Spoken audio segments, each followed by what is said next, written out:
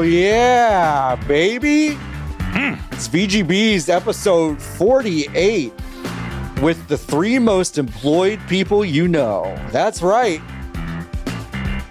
I'm one of your hosts, Sean Warren. With me is my forever co-host, Nikki Grayson. I think I can sell this Xbox Series S for like $15,000 now. I think you can. If I'm reading the news correctly, it's worth more than it was when I woke up.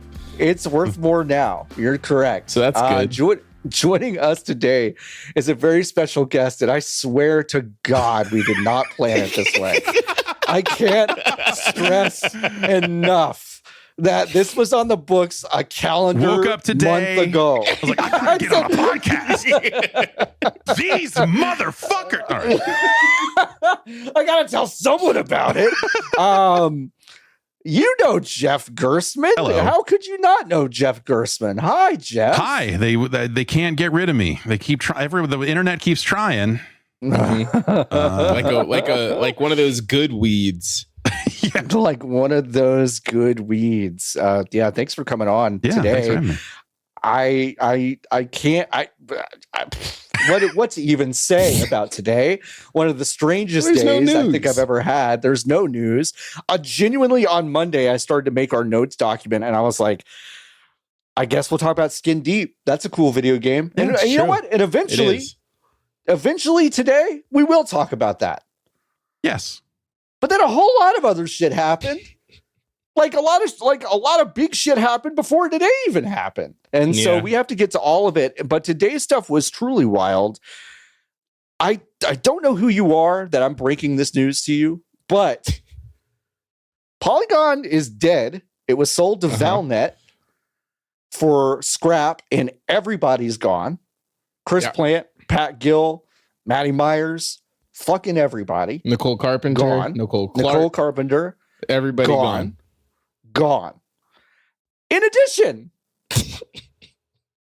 the entity that our guest today founded, giantbomb.com, has undergone what can only be described. Well, no, please read the language, Sean. Okay, I'll read the official language. Sure. We're actively exploring creative directions for the future of Giant Bomb and look forward to sharing more with you soon. Yeah. So that's what we are up to. And I say we because they haven't said anything to me. Riker bounced. Grub bounced. Okay.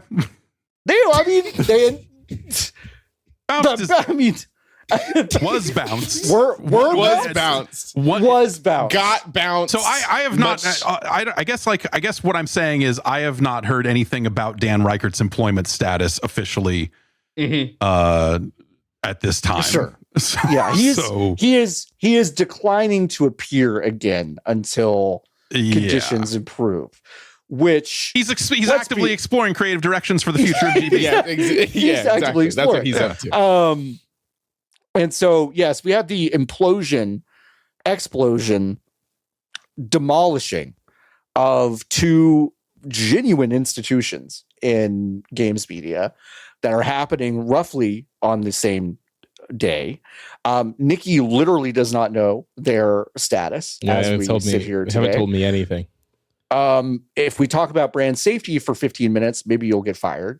That's a good way to go, I think. So I don't have the soundboard. Who's left to do the firing though? Who's left? Great question. So Jimmy Fandom. James Fandom. John James Q Fandom. Wiki Ruiner. What a dream, right? Like someone back in, I don't know, 2010, whenever the fuck fandom was invented, was like, we're gonna make a website that's gonna make your phone so hot it'll burn a hole in your pocket. And what a cool dream to have. Listen, John, as employees of another company that was in the get your phone hot business, there was something there. We were there. Yeah, there was something there for a little bit. Yeah, we were in it. We were like, okay, another video unit, sure. 2 of them, on the same. Do it. Fine. Get them both on mobile. Get them both auto playing. Like, yes. One at the top, one at the bottom. No words visible. Yeah.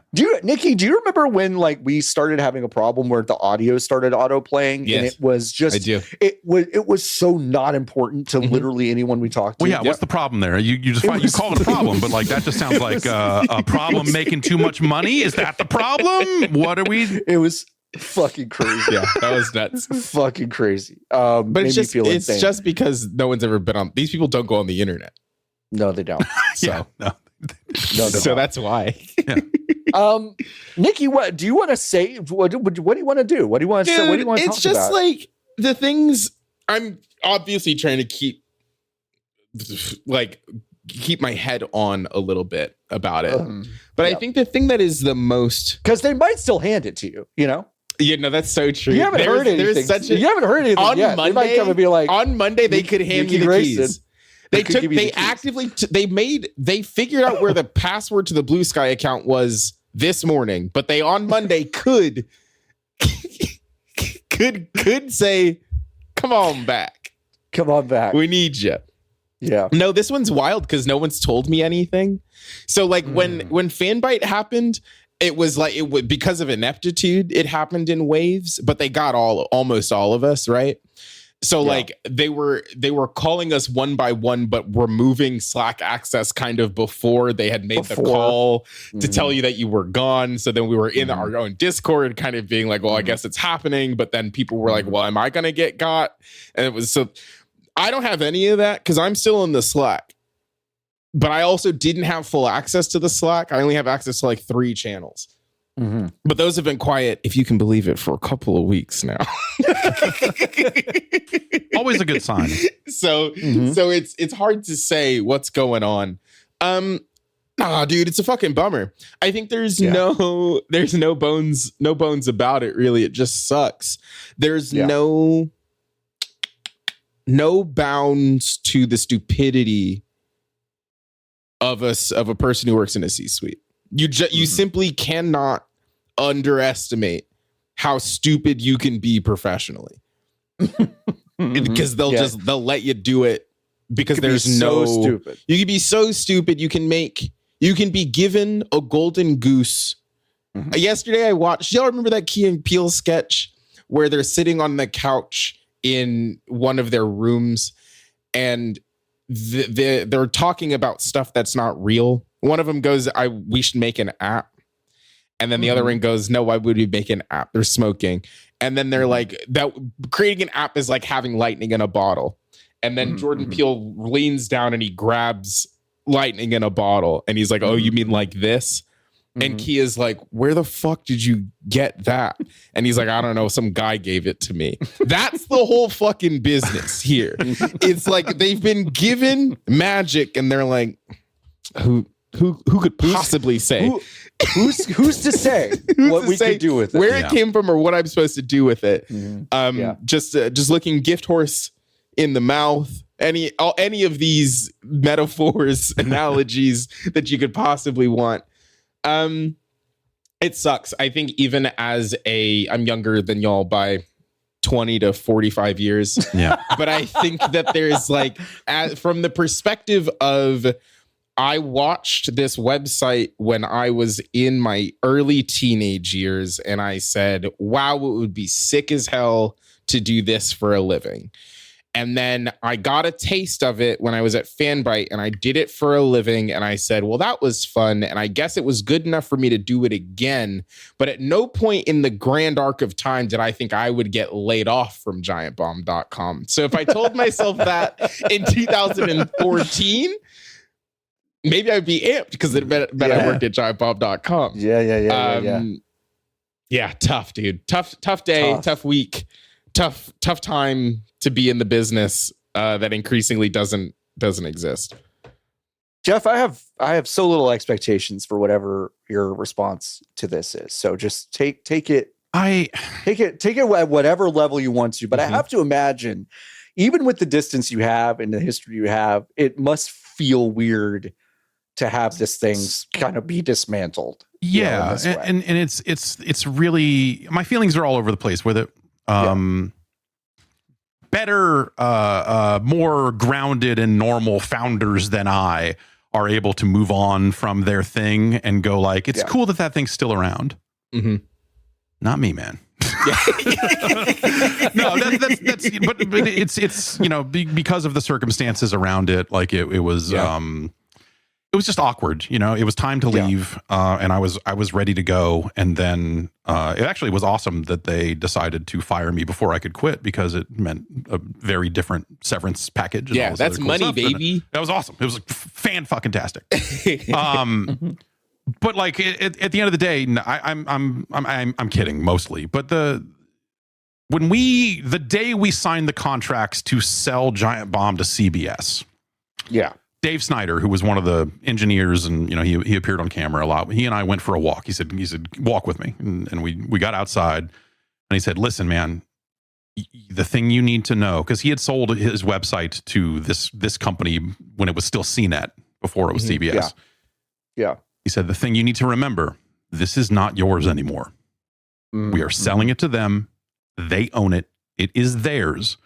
You need to be like emotionally, like the implication being like, you need to detach from this a little bit, because it's not the ragtag group of, whatever that it always was. Mm-hmm. And it was really good advice that I failed to take completely. Sure. And I stayed completely emotionally attached to it for years and years. And I got in arguments, and I came close to walking a couple of times. We had a contract thing that like I was out of contract like a year early, and I was like, awesome, I'm going to get the fuck out of here. And that was like 2 years after we sold it. And so that was the roller coaster. It was always like, are we getting out of here? Are we not getting out of here? Are we, are we moving to Detroit and buying a city block and setting up a new website and, for $9, it was a lot of stuff like that over the years. But ultimately, like, I was never really able to fully take that advice and fully detach from it. It's the thing that I always tell myself whenever I still, occasionally get worked up about a dumb conversation I had, 9 years ago or 3 years ago, or, or whatever, is like, dude, whatever. This all worked out. This could not have worked out better for what it was. But ultimately, I think that website failed a few different times. Yeah. When you think about the nature under which it was founded, and I don't mean like people are going to say, I talk to Dan Reichert all the time. Like, we're tight, Jeff Grubb is great. It was my idea to like, hey, we should bring Jeff Grubb on. And then suddenly I was like, hey, does Grubb know that it's a shit show over here? Or, I mean, does he still want to come? Cause it got, it got real bad there. I was like, we're not bringing him, because he had a job at the time. I was like, I hope we're not bringing him in to fuck his whole thing up, because Jesus. And I was gone before he was brought in for, full-time stuff anyway. But as a website that was founded to be the exact opposite of GameSpot, to be like, yo, man, fuck those guys. Like, not the people doing the editorial work, but everyone above them. It was very much like, fuck those guys. There's a better way to do this. We're going to, the very idea that we had to then sell it to them. Yeah. It's a failure of the original concept. Yeah, I would say that, like, that was for the kind of whole concept. And then I might say, when we thought about it, wasn't fandom at the time. There were other, like, it was like eHow or whatever the wiki garbage sites were of the 10 years prior. It was like, man, we're doing cool wiki stuff. At least it's not that garbage. Mm-hmm. So you can imagine how I may have felt when the company got dealt to fandom. Mm-hmm. Good. Great. I was like, finally, it's in some loving hands. This wiki's going to see a lot of support. And I spent nights and weekends updating that wiki for years, and so many other, people that use the site did too. And that's the thing I in some ways feel the worst about is, like, whatever ends up happening to that thing, it's probably not going to see any meaningful development to kind of fix the issues that it has always had. And so it's a series of missed opportunities. But in some ways, GameSpot, being in the same company as GameSpot is bad, because even when we were doing great and we were turning a profit as a unit and all this other stuff, GameSpot was perpetually underperforming. They were on fire in some variety of way. And so anytime we'd be like, it's great that we're doing great, we should hire up and capitalize on this. It was like, yeah, that's a cool idea. Unfortunately, GameSpot's on fire and the money was better spent on trying to fix that. And so anything that we would have gotten, any resources we would have gotten, the vast majority of those went to this like idea of like fixing GameSpot. And, you know, and not long after we were acquired, the people that like made that happen left the company. And so it became this like rotating door of, you know, executive types, general managers and such, who got further and further away from the idea of like, why do we have two websites? Yes. And for a while, the internal pitch at CBS was more of like, well, this is the premium brand, like an HBO or something. And then, you know, this other thing is GameSpot's going to be ESPN or, you know, whatever metaphor thing. But at some point, like the premium thing was not being supported in a way that was enabling it to make truly premium content. And fast forward to, you know, kind of under Red Ventures and then Fandom, you know, like it was never given an opportunity to succeed. It's cool that people were able to make cool stuff. I think under CBS, we did actually some of our best work. Just in terms of editorial output or just like fun videos or whatever. I think some of the coolest stuff we made was in the first handful of years there when we could still just say like, hey, we're going to go do this. And people were too afraid to say no. And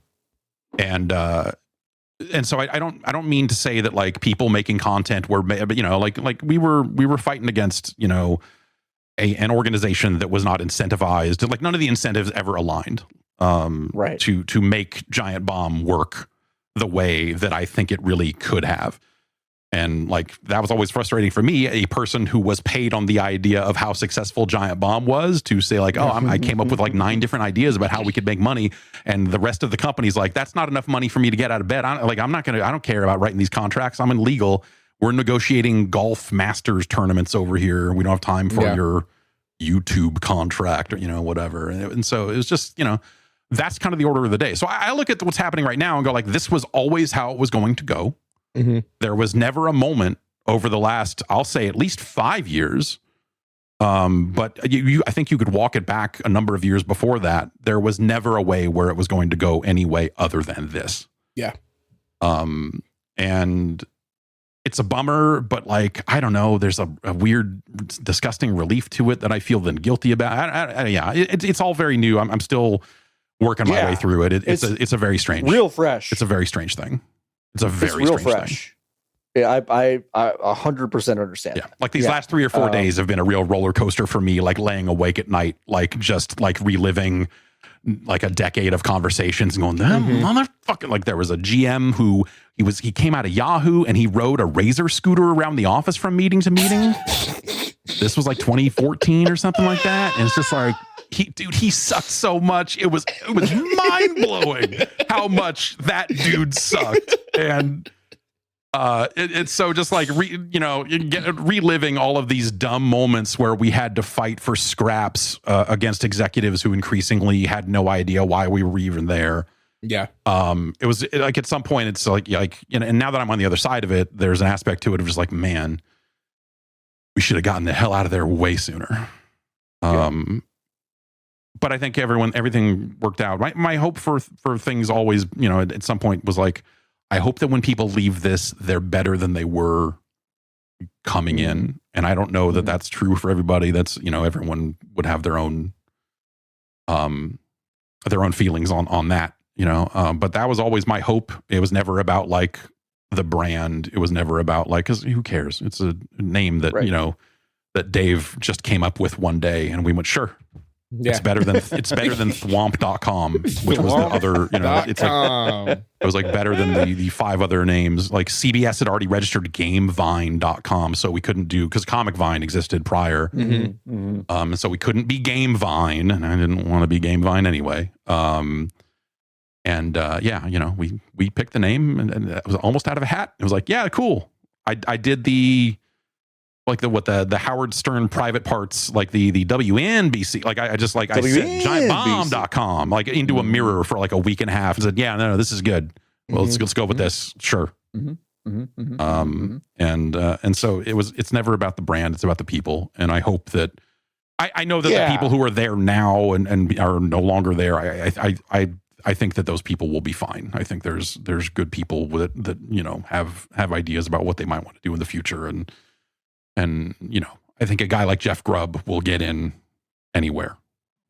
Yeah. So yeah, for sure. I mean, it feels like the legacy of this site is a community that travels unbelievably well. In terms of I think is just so much of my timeline this morning is just filled with people, and this afternoon is just filled with people like, I started watching this when I was 15. I wanted to do stuff like this when I was 20.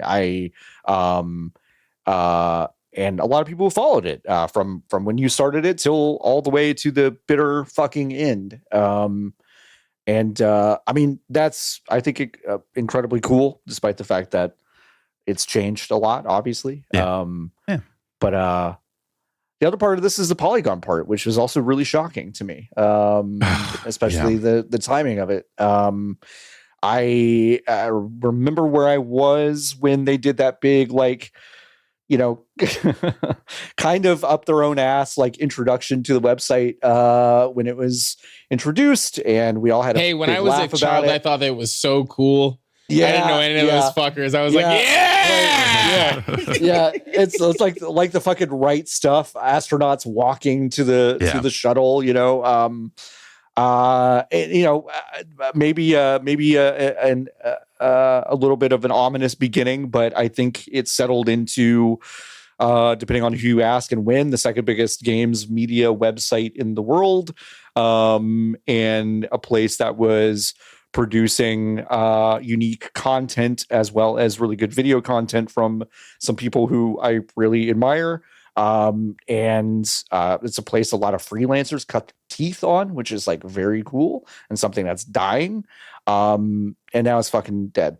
Just sold the parts for Valnet, which is if you can't figure it out with that kind of audience, no. I don't know. I just don't. I don't know. Yeah, it's really you call it short-sighted, I guess. Especially dealing it to something like Valnet, which is such a gross organization. Just okay, well, it's just going to be AI articles now, right? I mean, yeah. It'll be a gross disaster. Polygon was always very rock solid. That was, I think, their reputation, and Chris Grant was always a guy who, when they founded it, was someone who took the mantle of game journalism. He took that stuff very seriously. Mm-hmm. Yes. And I always really appreciated that about him. And the way that, when he was kind of a more of a face of the site instead of a little more behind the scenes, the early days of that site, I think, were really interesting, watching them build what they were building. There was talk, I didn't hear about this until after they had launched, but I guess they at one point had approached us about buying Giant Bomb. They were in a, should we build something new or should we buy something else that's out there? And so I guess at some point a conversation was had and they decided to go and build their own thing. But when Joystick shut down, it was a bummer. And so seeing kind of some of the Joystick folks, Justin and just some of the other people kind of find a new home in Polygon when it launched, that was enough for me to be oh, great. Okay, good. At least, these people have something new going on. That's awesome. And and McWhorter, there's there's just a lot of long time people that are getting cut in as a part of this. It stinks. Sucks. It stinks. Nikki, did you have any? I think you might have. No, yeah. It feels this one. It makes no sense to me. Obviously, in a way that again, a little bit to your point, Jeff. The fandom Giant Bomb divorce is not a surprise to me. That was a very slow moving train that I have been watching move ever closer to myself as I am strapped to the tracks since I've been there for the last 2 years, right? At no point did I have any surprise about it. you've been texting me privately for quite a long time. I've known, right? Like, hey, yeah. Okay. Polygon was like, that's crazy. That's great. Like, that's crazy. It feels, the only thing I can kind of liken it to, it would be like if tomorrow, like, if the Denver Nuggets tomorrow were like, that's it. We're packing it all in. We're packing it in. We're selling the team. Listen, I know we just won it all. 29 teams now in the NBA. Yeah, we're good. That's it. We're out. But we're just kind of done. And it's like, no, gang, like, do you know that Grand Theft Auto 6 comes out this year? You know that, right? The Switch 2 comes out in a month. You know that, right? And it's like, I understand. You'll own the SEO for Tears of the Kingdom guides again. For the next 5 years. Like, that's like that's incredible. That guide's already done, right? The guide's already done. No, for sure. Big bang bosh. But it just doesn't make any sense. Who God knows how much they sold it for, but it doesn't feel like Valnet's stupid, run by stupid people. Could have sold it for more if you waited until January of next year, gang. When the traffic was crazy high post GTA, I'd feel like you just sell it. Sell it in January, probably worth more money. Oh, if you don't think I asked about like what we could do to cash out of Fanbyte when that fucking Animal Crossing article hit, remember that one article that Dylan made? Tier list? It was one tier list for Animal Crossing, and our traffic went from to what the fuck, like, overnight. And I was just like, well, can we spin this in some way? Like, I don't understand this. Anyway. In an industry that is constantly confused as to why it's not the pandemic anymore, and as to why every game isn't Animal Crossing and why every game isn't Elden Ring, to then look at the calendar and say, well, it seems like we might have another Animal Crossing and another Elden Ring in the same calendar year. And then they say, actually, we're Gucci. We're good on this one. Like, what do you mean? Again, it's people who fundamentally don't understand the business that they're in. And are so fundamentally disconnected from it that they're like, well, who loses here? Nobody loses if we sell the website. Kind of everybody around me that I can see, everyone wins. So I don't know. Jim Bankoff might be as much of an herb as Monsieur Spanfeller. I was literally going to read a quote from Jim Bankoff. More like Jim Jackoff. Hell yeah, brother. Wow. Yeah. Wow. That's why they call this the bad days of podcasting. That's it. We're proud to have built Polygon into the gaming authority for both experts and casual fans alike. Yeah, Jim's all of Jim's hard work. Jim did it. He's in E3 rewriting press releases. He's in the press room all night. I wrote a stub for Grand Theft Auto 7. Is that okay? Informed and delighted tens of millions of gaming enthusiasts. Jesus fuck. If I see the word enthusiast one more time, I'm going to. Okay, I told myself I was going to quit saying violent things about myself, but I'm going to walk into the sea. Since its founding at Vox Media more than a decade ago, this transaction will enable us to focus our energies and investment resources in other priority areas of growth across our portfolio of iconic digital publications and audio-video programming, while enabling Valnet to grow their leadership and authority in the gaming information category. It's just a transaction. It's just numbers going from one account to another account with no consideration for the human cost, because it's not them. So easy to kill it if it's not you. Yeah. It makes me think of, like, I want to say it was maybe like the first 5 years of Polygon, but maybe it was a little bit longer than that. But it felt like they were constantly being dogged by rumors of just like, oh, any day now they're rolling Polygon into the Verge. The Verge. Like, Polygon's going to go away and all it's going to appear on the Verge, because the Verge is already doing some gaming stuff. And, you know, that was like, and it always felt so crazy, because I remember my exodus, my first exodus was I followed the Engadget crew from Engadget to Vox to when they started the Verge. And then when the game stuff happened, I was amped. But I kind of, even then at the time, I was like, well, why are they going to do a whole nother website? They've already kind of had them start writing stuff on the Verge Just put the game, just have more people. I didn't know anything at the time, was a child, but just have those people just write for that. So then whenever that stuff did come out, I was like, oh yeah, like it kind of makes sense to me. Yeah. From their perspective. But yeah, I don't know. Again, had a golden goose and they said, well, there's nothing to be done with this. We simply cannot make money on this. You want us to sell video online? What? Let's throw the goose into ads jet. on what kind of content? I don't know. So hold on. know. So you're Hard. saying that you want an advertisement before the podcast, and my job as a salesperson is to find someone to pay us to put an ad before that. I don't think it's going to work. An audio I don't think it's ad? gonna work. What are audio? Is it the 50s? Like it's the internet. What is this? A phone call? What do you want to like an ad before a phone call? No one's going to buy that. How does that even work? Yeah, Unbelievable. That the scooter riding, the Razor scooter man was in charge when we were trying to get our podcast sponsored for the first time and trying to make a deal with an external ad network. And the sales team was very much against it because they didn't get commissions if we went to an external sales network. However, the internal sales team had no idea how to sell a podcast and no interest in selling a podcast because they only like to sell what they knew.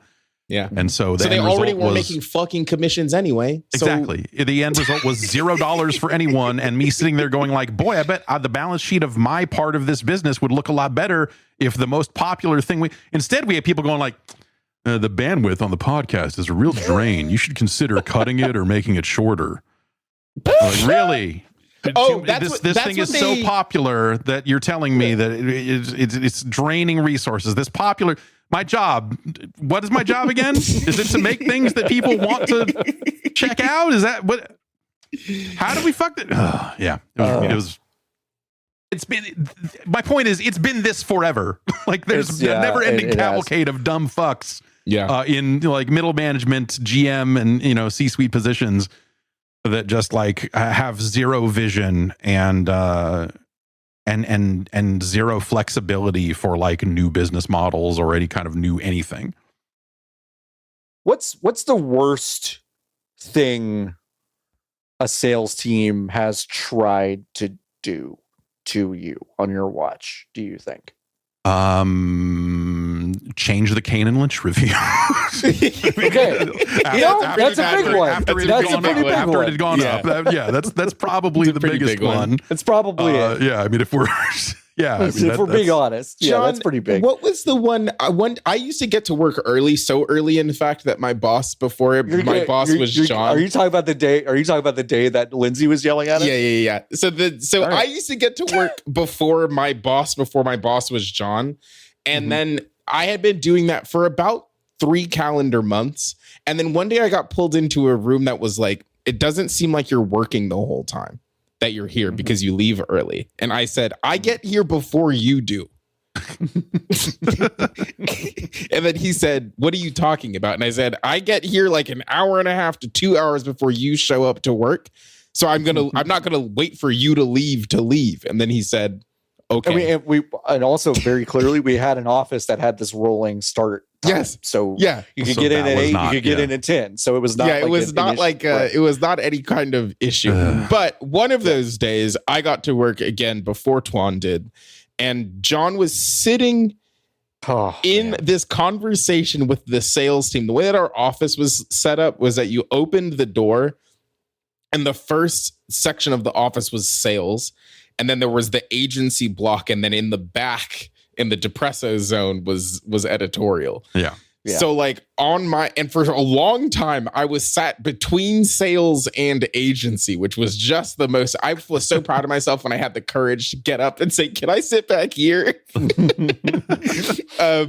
But I walked in and John was being yelled at by sales. Yelled at for what? I mean, when I'm not like, that's literally yelled at. No, I was being yelled at like a child in the middle of an office. Yeah. Okay, so who gives a shit? I'll use names. So the Lindsay was the head of sales. Hired a man named William No, actually, that's not what happened. William was hired, and then they decided that William was so inept he needed a boss. Yes. So they hired. Always a good sign. Yeah. Hired his boss, Lindsay, and Evan was kind of my God. Everyone needs an Evan. Hey, Evan, if you're out there, Evan. Oh man, Evan, fucking legend. Evan is my Wario. He is my like legitimately like yin to my yang, serious, attention to detail, absolute like totally locked in all the time. Everything I'm not, except he's not persuasive and charismatic. And so he would give me all the data, and I would take all of that data and make a persuasive argument. Best relation, like best working relationship I've ever had with anyone. Loved it. He and I tag teamed on this project, which was William had agreed to sell going deep into the well of fucking programmatic advertising here, but to sell a single pixel advertisement, which is essentially a pixel you install onto your web page. And when the user gets to that pixel, which is invisible, it expands into an ad that pops up in the middle of the screen. Okay.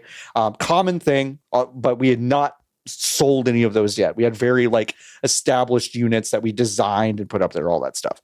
So he had sold this unit without talking to anyone about it, without talking to the web team, the design team, the editorial team, anybody. Just said, I'm going to go out and sell this.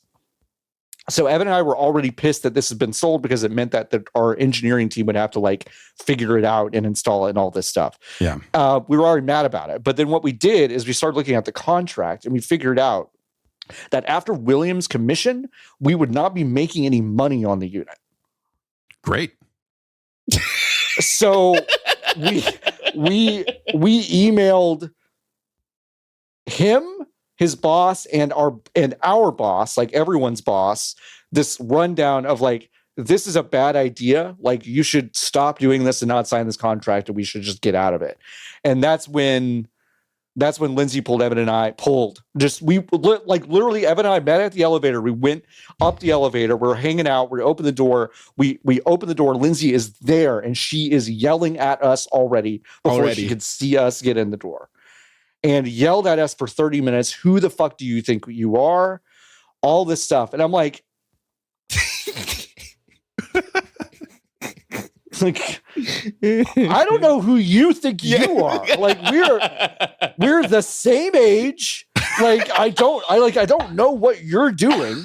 And that was the craziest thing. Yeah. That was probably the craziest thing. There was a lot, but that was probably the craziest thing. Yeah.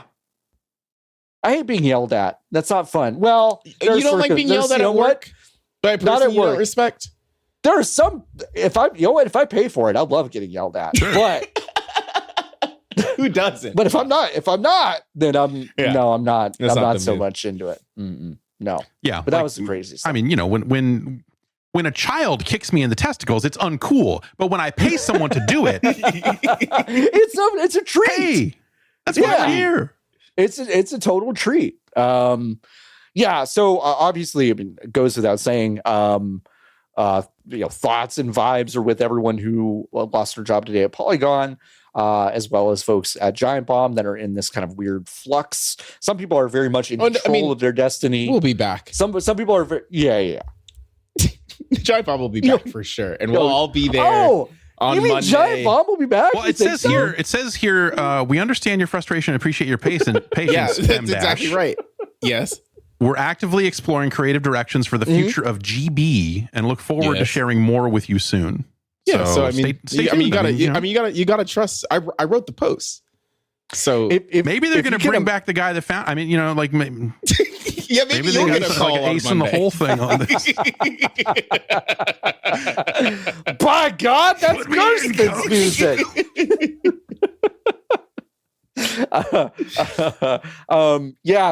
There are, as of this moment, 777 quote tweets of that. Is that good? Ooh. Do you want that? Is that a good ratio? And they're all positive too. They're all positive. Yeah, every single one of them. Every single one of them is positive. Crazy. Absolutely crazy. Let's move on. Let's get out of this space. Fine. We spent a lot of time here. I was having a Nikki, great time here. You're having a good time in this space. I totally get it. But let's talk about Jeff. You had brought to our attention a question about a video game that we saw a bit more about yesterday. Do you want to ask us? Ask us what you thought. Does any of this Borderlands 4 stuff do anything for y'all? Not even one little bit. Yeah.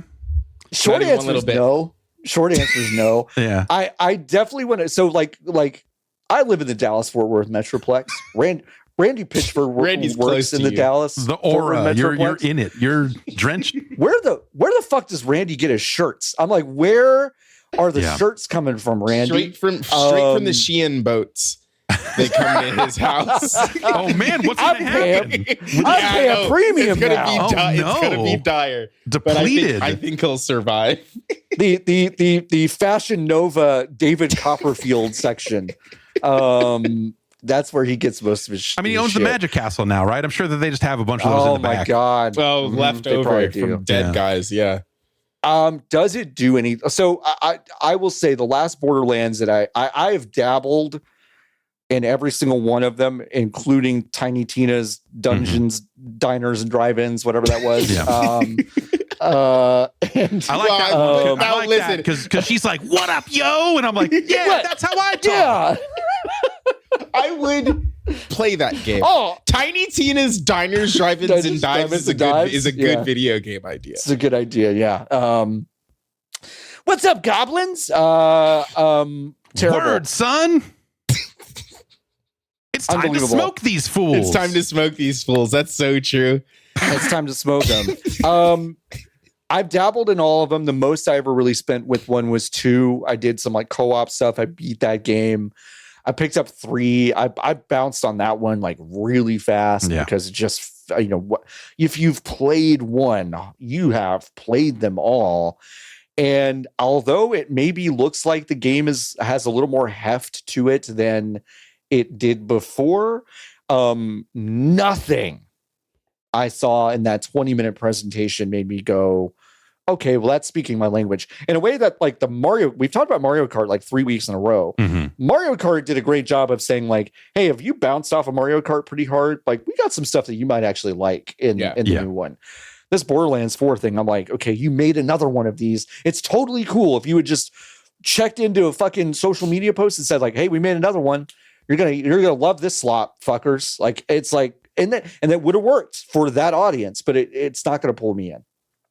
Yeah, no, I think I agree. It looks better. I'll say that. Look better. Yeah, it does look better. It looks. There was a. I think they kind of got a little too cartoon with it. Like with which each subsequent one, it kind of got too cartoon to the point where it was like, this is no longer a distinctive art style. It kind of just feels like a bad art style. Like it doesn't, it doesn't resonate, but they've really pared it back now. And I actually do think it looks really nice. I watched the state of play. Seems like the same game though. Yeah, the guns have different gun parts. You can make the guns have multiple gun parts. That's cool. What are they going to do for the next one then? Like the guns are in this one. Okay. They're going to have more, and then there's going to. Okay, all right. The different manufacturers have different special. This is something that's been in the franchise forever. So for them to devote time in this video to well, this corporation has higher crit damage and this does, it's just like, why are you spending a bunch of time on this thing that like anyone who's watching this video and cares probably already knows that, that's something that they did. Also, it has mattered so little in the games unless you're a twisted freak. Yeah, and you're like, I need all the Jacobs guns. And you're like, wow. Yeah, the idea that people are in a Discord call and say, please give me all your Jacobs guns is crazy. That's not a person that exists. They look at the big number, and sometimes when you reload it, the gun goes away from you and comes back. And then other times it doesn't. And that's functionally the only thing that is different to me between these things. And then like they didn't talk about how many guns there were, because the hallmark of 3 was they were like, there's a billion or whatever guns in the game. Yeah. And I'm like, that's the opposite of a selling point. You understand that, right? Mm-hmm. Like all that tells me is that there will be guns that are better than mine. Mm-hmm. Right. Yeah. So this time they stepped away from that, but then they were really like, now you get to make the gun that's better than the gun that your friend has. Mm-hmm. Which is funny because that's like if you had a Borderlands save editor for the past couple of games, that's what you could do. Just do that. Yeah, it's kind of like that's the thing that I look at and go, oh, that's cool that they're doing that, because that's the thing they should have done, 15 years ago or whatever at this point is like, hey, this gun system behind the scenes has always been like it's barrel 7 and it's this, that, and then the numbers are kind of derived from those stats in a really weird and kind of interesting way when you dig into it with a save editor. And so exposing that system, I think, is kind of long overdue. And then when you got the writers out there saying like, hey, we're trying to step away from the dumb shit. Like we know it was bad. Like they're at least like saying some things that I go like, okay, yeah, like maybe like it can't be worse than 3. Like I feel like that's for sure. Looking at it already, the bar is low.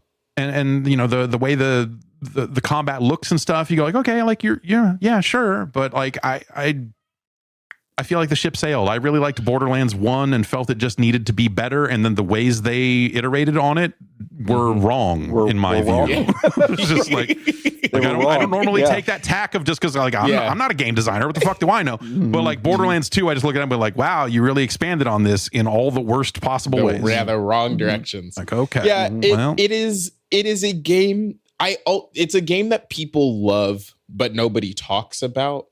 Like the number of regular people I have in my life who play video games has really dramatically increased, like kind of since I graduated from college.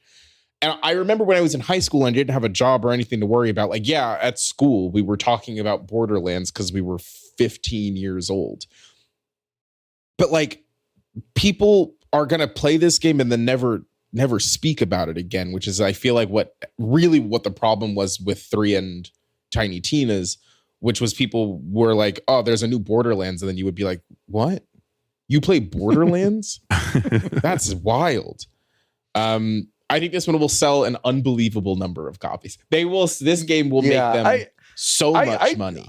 I agree that no one talks about this shit, but like, find me a town that doesn't have a barista without a Borderlands logo tattoo. Yeah, no, they're out there. Yeah. I mean, every month I feel like I see someone in the wild with a Borderlands or a bumper sticker on the back of their car. Are you sure that's not just because you're in Texas and they're all like it's just Randy's like relatives or something? It might be, but I also had that phenomenon in LA where I commuted from Sherman Oaks to Santa Monica every day for like 2 years, and there was a small pink Prius that I saw, I would say like 3 days a week, that had an Overwatch and a Borderlands sticker on the back of the car, and I'm like, God. I said, I would say every time I'd see her, I'd be like, bless your heart. Yeah. Like I couldn't understand you if I tried. It's cool that gaming got big enough that like that can happen. That you see that and just and you're like disgusted by it's like, that's awesome that a bunch of people are playing video games. I find these games repulsive, but awesome. Cool, man. It's the same like if I see like a kid on a plane playing a game, I'm obsessed with finding out what game it is. Obsessed with it. How often is it Roblox? It's often Roblox, but that's not really playing. But it's like it's often just something very. It's Minecraft on Switch, where it's like it's something very. But it's like I love that. I went to the fucking museum here in Frisco, the video game museum, which like I was like I'm gonna hate being here. Actually, what I saw was like kids playing old shit and like having fun. And I was like, I almost got like emotional actually watching like these parents and their kids, these little kids playing a fucking Frogger and like all this stuff. And I was just like, well, this is really neat in a way. So I do have this like emotional connection to like, oh, it's cool that like people in the WoW play games. But yeah, I see an Overwatch sticker on the back, or a Borderlands sticker on the back of the car. I'm like, I don't think you should be allowed to vote. Actually, like I think you should be. I think we should like society needs to step in and fewer rights. I feel like fewer rights for those people. No, but it's just really interesting. Like that series is so big. In ways that feel very strange to me, because I agree. Like, I don't think there's any sort of we're in a bubble, but it's like I don't think there's any sort of like lasting conversation about those games for sure. ever. But I feel like I had those lasting conversations around the first and second game, and nothing changed. Right? It's right. It was fun to interview Randy Pitchford before Borderlands 1 was out, because he kept referring to it as a game that was a lot like a game he called Diablo. And Diablo. And I was like, Diablo. Okay, all right. Diablo. Texas, huh? All right, okay. I just do think that there is a guy who has had his PlayStation 5 for a really long time. And then has been like, wow, there are no games for this thing. Sure. And I do think that this year is going to be the year where he is like, wow, all my favorite shit's here. Wow, Borderlands here. Grand Theft Auto is here. I'll buy Madden this year. Like, I think there is a saturation point that a game like a Borderlands 4 indicates, like is an indicator of the same way like Kesha dropped music last month. That's a bad sign for us as a society. It had T-Pain as a feature on it, right? That's not a good sign for popular Twitch streamer T-Pain. Popular Twitch streamer T-Pain. Fantastic. So that's not a good sign. But Borderlands, I think, is a similar canary as to like as to the health of the business. It's like recession pop is back, and now recession gaming is back with it. Yes, exactly. That is exactly correct. They should make Bungie should make a video game where you kind of like you're a guy and you've got a team, right? It's like 3 people and you're in space. And like you do little missions and you run around. There's like an open world aspect, but you're doing missions and you're trying to like collect loot and collect guns. And then you can have these like 6-person like big missions. Oh, sure. Where you like kind of go through like a big dungeon with puzzles and stuff in it. And then you can like get that cool stuff and show that cool stuff off in a show like a social space or something. Yeah. There might be something there, but there might be something there. I'll keep thinking. There might be something there. Maybe. Who's to say? Indie, my favorite indie company. I think it would be cooler if they made a game where you just opened a bunch of boxes looking for garbage and then maybe fought some other players and maybe didn't, and either you took your garbage away or you didn't. I do want to revisit that. Nikki and I, we played about 2.5-3 hours of that last week marathon.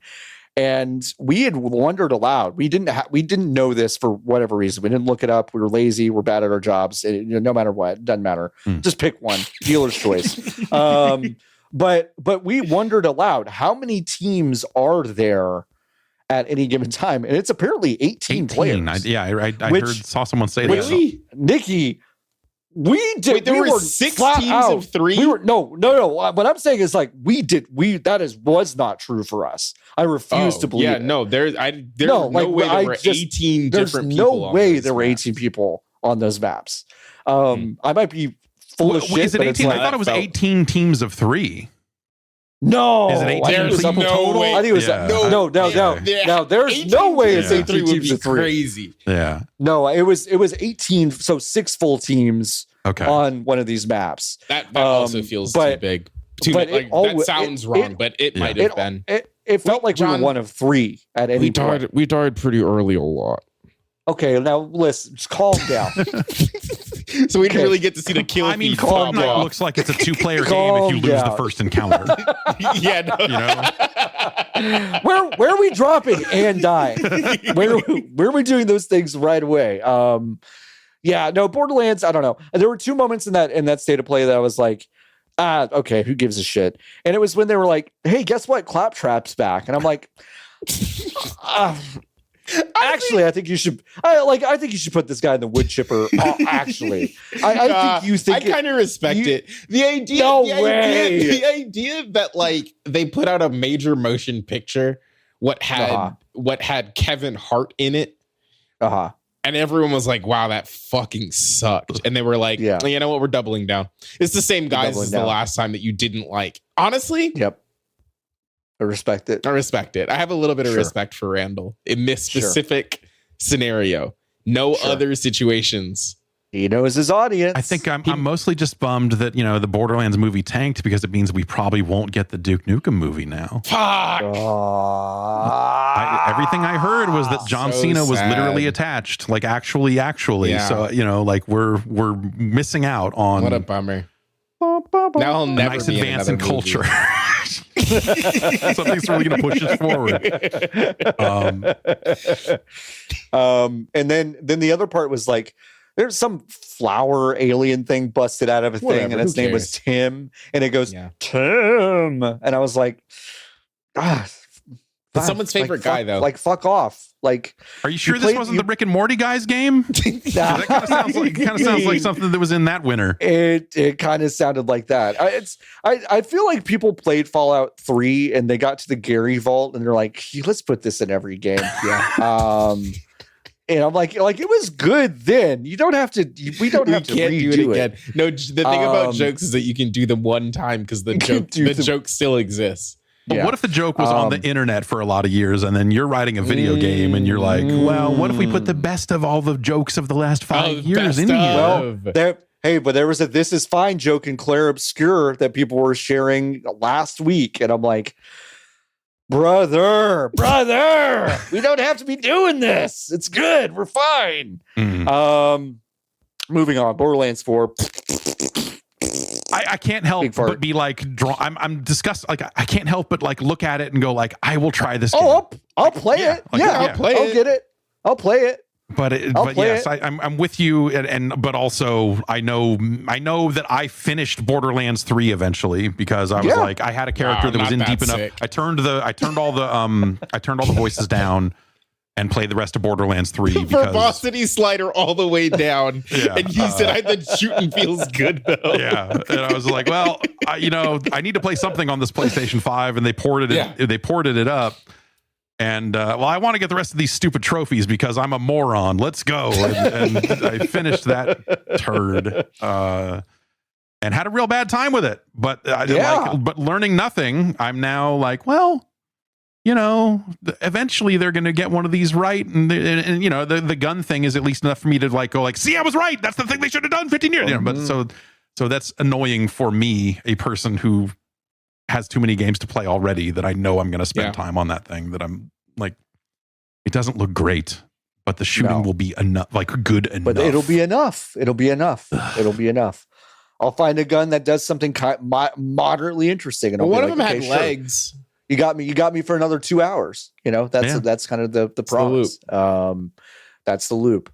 All right, let's get into some like industry news, shall we? Xbox is raising prices across the board. God, we love it. $80 games, $80 to $120 price hikes for hardware. Games already getting expensive. Can't help it. Doesn't matter. I'm sucked in. I have to pay all this shit anyway. I have to be plugged in. Doesn't matter. Doesn't bother me. Normal people, absolutely bothers. Totally understandable. This was kind of a surprise. Not a surprise in the sense that they would do it, but kind of a surprise in the rollout and the announcement, kind of very sudden. I feel like, but I guess it's probably you got to shock them about it, because then it goes away faster. Because then if you say on May 15th, we're thinking about it. If there's any sort of delay, then that gives you time to delay or warning that gives you time to get the fucking. It's just everyone's going to be concerned about it for a long time. There's enough time between now and the holiday season to fucking forget about it. For sure. But also, for a lot of people. Yeah. Who the fuck is going into Target and saying, I got to get me an Xbox Series X? Like that person doesn't exist. Like they don't sell these things. And like, I guess like there are people for whom they had, I guess, an Xbox One or an Xbox One X, and it's just now time in anticipation for Grand Theft Auto that they're gonna just buy a PlayStation. They're not gonna buy an Xbox. So I don't know who this is. Yeah, I mean, like, if that ecosystem stuff mattered, then the Xbox One would have done better than it did. So yeah, I think people will go where their friends are, and like everything's crossplay now anyway. So that kind of at least softens some of the sting of that. But yeah, I mean, like, remember, this is the company that has now spent the last several months telling you that every single device from your fridge to every vibrator you own is an Xbox. And I gotta fucking go. Yeah. And like, why would you buy an Xbox Series X in this situation? Like, I think the reaction I've seen out of people is like, and of course it's day one reactions from people who are going to be a little dramatic about it, I suppose. But it's been like, oh well, I guess I'm done with video games. I guess that's it for me with video games, because Sony's going to do it too, and that's too much money for me. Which it's a very real fear. Yeah. But then there's been a lot of people who are just like, well, this is now like underscored why I need to build a PC, because the games are cheaper there, because this and that, and they're finding more and more reasons to go and try to find how that works. Which with the tariffs and everything, it's not like that's like a great way to go. So I did see someone saying that demand for NVIDIA 50 series cards is like way down in Germany. So like the cards are, what do they you can know? Find them in Germany now or something. We've got to get these German 5090s. Trust me. We're hopping a plane to Munich tonight. Yeah, let's go. They taste if the customs same. Just strap this video card to your body, we're bringing it through. I'm yes, not surprised that this thing would become more expensive, and also they're pricing themselves out of people who already weren't going to buy these things. So probably. But I'll ask this question to someone with well over 30 years of institutional knowledge in this. Is this the first generation you've seen where everything has consistently gotten more expensive in this way? I mean, is this because I've seen a lot of people say that, oh, this is the only generation where no, never. No, like the industry used to be much more willing to lose money on a console out of the gate. And like that's, and people still think it's that way, and it hasn't been for a while now. But like people go like, oh, it's like razors and blades. They lose money on the handle, but they make it up by selling you razors for 5 years or whatever. And if you go to harrys.com/ you can get a trial kit right now. Are they still alive? Can I go to Harry's? Yeah, if you go to harrys.com/Jeff right now, you can get a trial kit. Shit. Normally $13 for $3. That's a deal. Is this you on the website? Is it? I don't know. Whoa, that is you. It's not, folks. No, it is. We'll put this in the show notes, folks. Put this in the show notes, folks. This is Jeff Gerstmann now. But no, people always thought that was the model, and but like everything always went down because they would launch it at their highest price to get the most money out of early adopters. When they had milked all of them dry, they would go, okay, I guess we need a price cut in time for the holidays, and then they would attract the next tier of consumers. They would exhaust that and lower it again, and eventually hit this mainstream price point where people are just like, well, I don't know. I went and got a loaf of bread, half a tank of gas, and a PlayStation. I don't know. It was like, like why not? And something that I was. Oh, sorry. Go ahead. And that would help game sales later on. It would grow the install base to the point where the games were selling more money, and they were making their money on software. And as time went on, as R&D costs increased and all this other stuff, a lot of factors, all of these companies became unwilling to lose money on day one on the hardware. And so everything's more expensive now. But then on top of that, now instead of the traditional price cutting process, or like, hey, we figured out how to make an Xbox with fewer parts because we spent a lot of years staring at it and going like, I guess we could make the die shrink something. But because the supply chain has been so jacked for so long, post-pandemic and a variety of other factors, it's gone the other way. And now here we are asking people to pay $600 for an Xbox Series X when a PlayStation 5 Pro is $7,000. Wouldn't you just do that? Right. But even that's crazy. But like, for sure. Because at that point, just say, and that's the other part of it, right? Because it's like it assumes that people, and I mean, I don't know, it works. So I guess maybe this is why they do it. But it assumes that a person is not smart enough to just go, well, I'll just wait some more time until I have the money to buy the thing I want to buy, instead of settling on this thing that is worse right now because it's closer to the amount of money that I have. Yeah. But it's like, but if you're going to spend $700 on a PlayStation 5 Pro, okay, then just wait 2 more fucking months, dude, and then buy a PC. Like, I don't know what the problem is. Yeah, some people just don't understand how a PC works. Do that. They never will. Sure. Yeah, that's true. That's me. And so, yeah, I mean, for those people, they'll still want a console of some stripe. But like, I think Xbox obviously is in like a extra bad position here because, you know, like it just feels like that they've entered into this position where people just aren't really buying the Xbox to begin with. Right. And so it's this price raise on a thing that like they've already been moving away from to an extent and putting their games on other consoles and everything. So it's just like, you look at it and go like, yeah, okay, now people extra won't want one of those. And, well, I guess, you know, as long as they buy a copy of Indiana Jones on the PS5, like Microsoft don't care.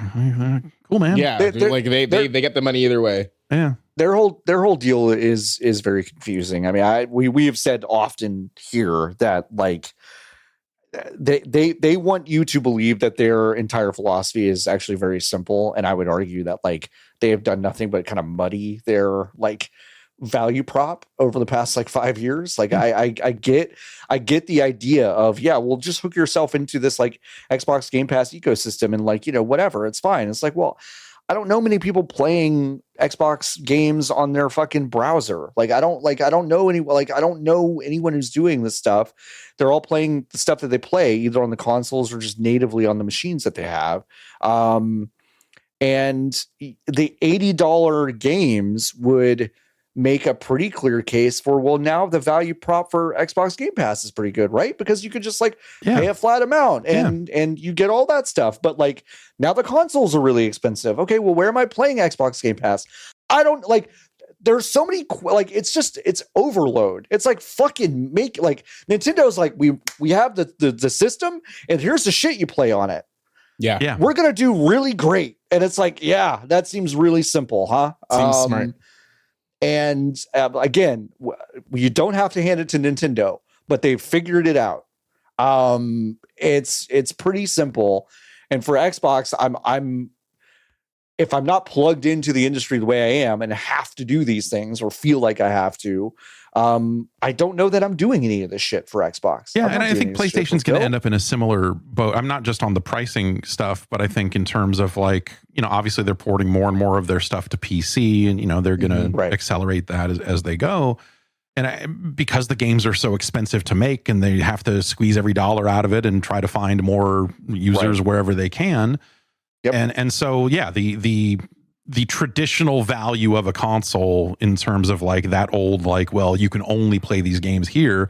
Nintendo is the only one sticking to that. And you know, I think that works to their benefit up until it doesn't, you know, but also as long as they keep their development costs down, they don't have to care. Like, you know, Spider-Man 3 is $8 trillion to develop because New York needs to be shiny or whatever, then yeah, they're going to have to put it on toasters and everything, you know, whatever can run it, it will have to run it.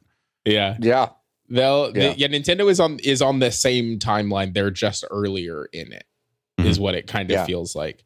And yeah, I just think that like anecdotally, people fundamentally just don't care about any of the games that Microsoft and Sony are making, so they're not going to buy the thing, but they will buy a Mario's cart. They'll buy Mario's cart. Yeah. Mario's to play with the cow. The cool cow. Let's talk about another tech thing. Apple got slapped down. Remember that whole thing where they this is so fucking crazy. This is so super crazy. Tim Sweeney, out of the kindness of his heart, was like, what a guy. we think the people should be able to compete with Apple on their own ecosystem, starting with us, Epic. Yeah. And they brought a big lawsuit.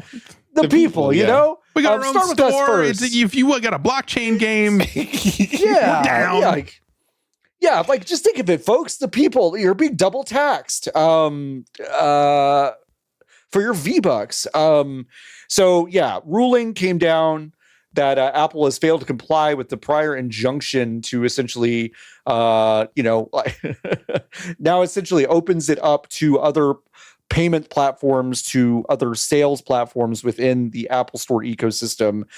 They have to allow others to compete with them on their ecosystem. They're obviously going to appeal this judgment, but for right now, it opens things up. This is such an unforced loss because they won the case at the federal level. Yes, they did. But then did not win it at the state level in California because Epic appealed. And Epic, in the injunction period, the state was like, you got to do this stuff while we figure it out. And Apple said, we're good.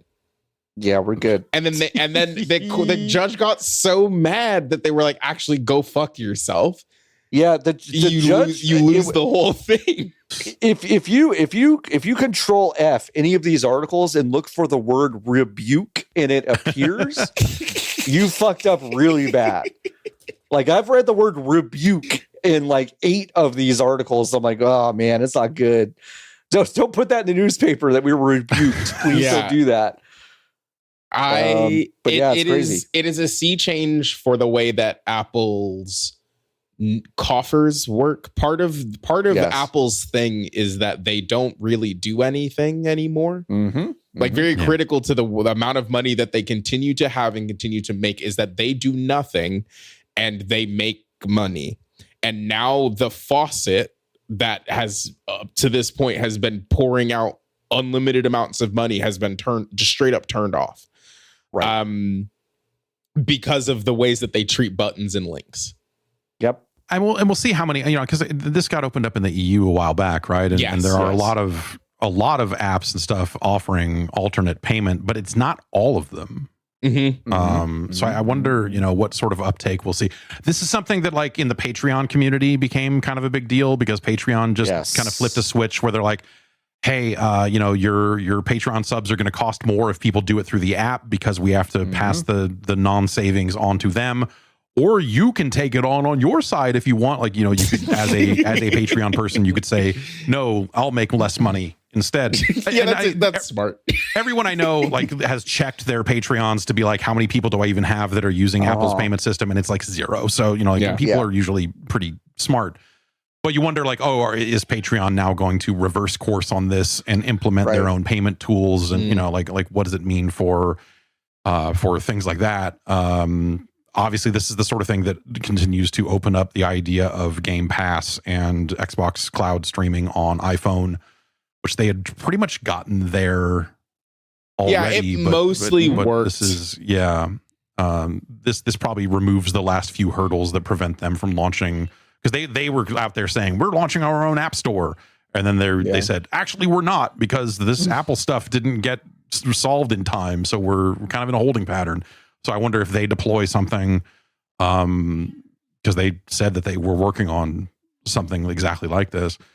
Right. And I wonder if this gets to the point where, because I like the EU lets you install alternative app stores and like things that are not subject to Apple's approval. And, I'm not going to jailbreak my phone anymore, because all I've ever wanted to do was have my own ringtones.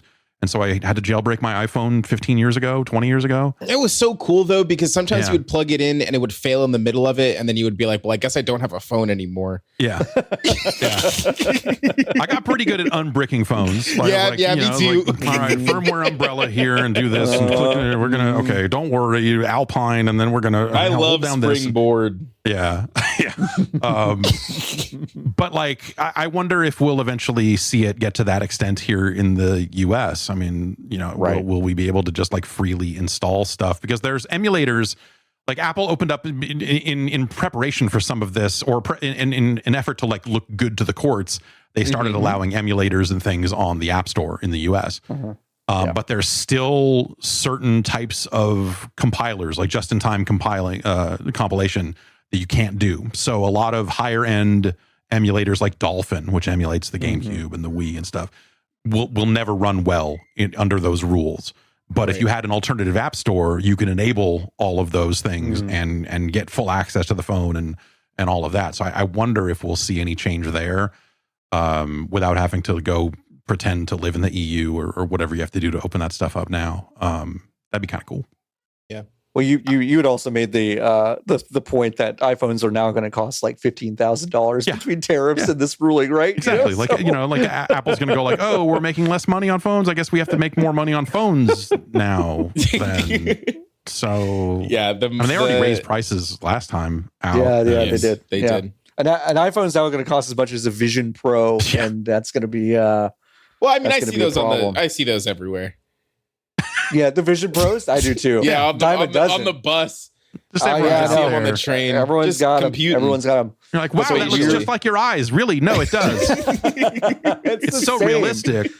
Yeah, it's like I'm looking at your face. It's great. Yeah, I legitimately am. I was shocked when this came across the timeline yesterday because this did not.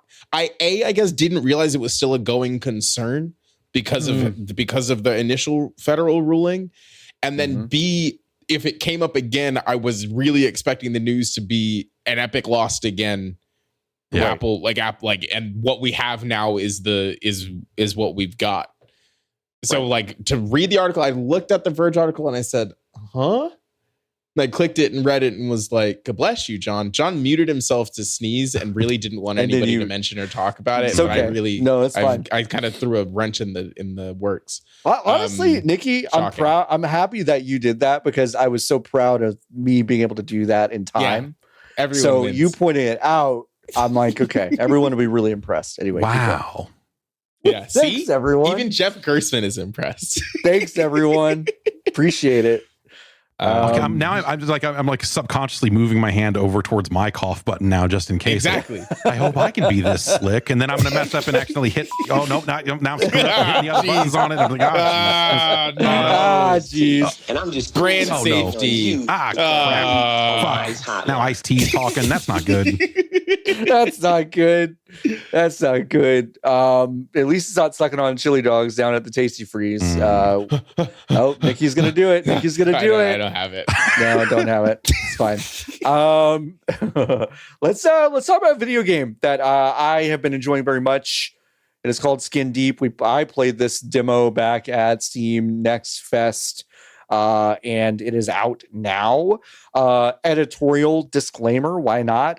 Laura Miche, one of the writers and co-creators of this, was the reason I got a job at Zam/Fanbyte. I worked with her for a while. So you hate the game now? Grain of salt. I hate the game now as a result. The only thing I'll say is I knew this game would be really fucking funny and interesting because she worked on it.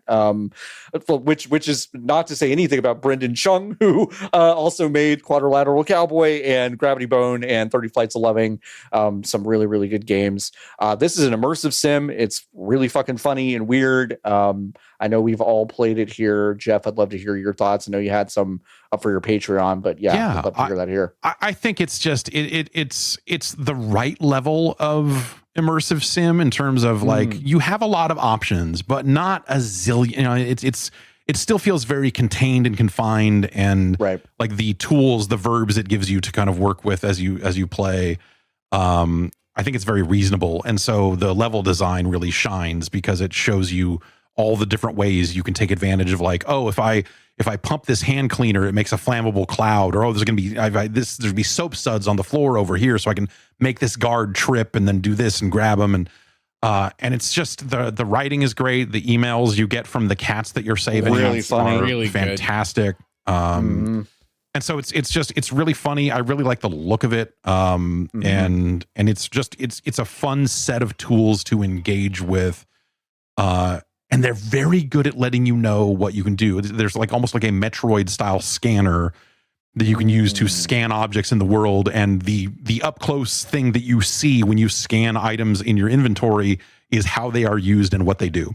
Yeah. So it's like this interesting little way to tutorialize every single item. They're like, okay, you inherently know that if I find black pepper, I can make a guy sneeze and do this. But it'll tell you straight up, it does this, you can use it this way. And it's a really cool way to kind of ease you into what the game is going to expect from you later on and help you just get better with the tools it gives you. Yeah. I also think that tutorial is so good. Like there is the way that it jumps around so frequently. They're like, listen, in a regular video game we're having you walk through the entirety of this spaceship, but you don't need to do that. We're just going to put you in the scenarios where we're like, okay, sometimes you're going to have to walk above guys and then watch them do their thing, and then you're going to have to do your thing. And then we're going to just jump to the next thing, which is here are the cats that you have to free, and there's a guy in here and you have to put the head in the toilet. That's the thing that you can do. Okay, we're jumping again. And they're like, okay, now you're good. You can go play the game. And I think the physical act of playing the tutorial in some games is like such a fucking slog that by the time you're done with it, you're like, oh, weird. Another game was recently remastered that had one of the worst tutorials of all time in Elder Scrolls Oblivion. Yes. And then you're like, oh, fuck, like, I don't even know if I want to play the video game anymore. Or like I played the tutorial and that was it. Like it took me 2 hours until the video game started. Yeah. Because I'm an adult. I've played a video game before. This game really... It's good at doing the things that you said, Jeff, where it is like very explicit about the ways that it is teaching you how to use items. And then also it feels like it respects my time and understands that this ain't my first one. And even if it was, it still gives you all of the things that you need to be successful when you're playing it. Yeah. So, yeah.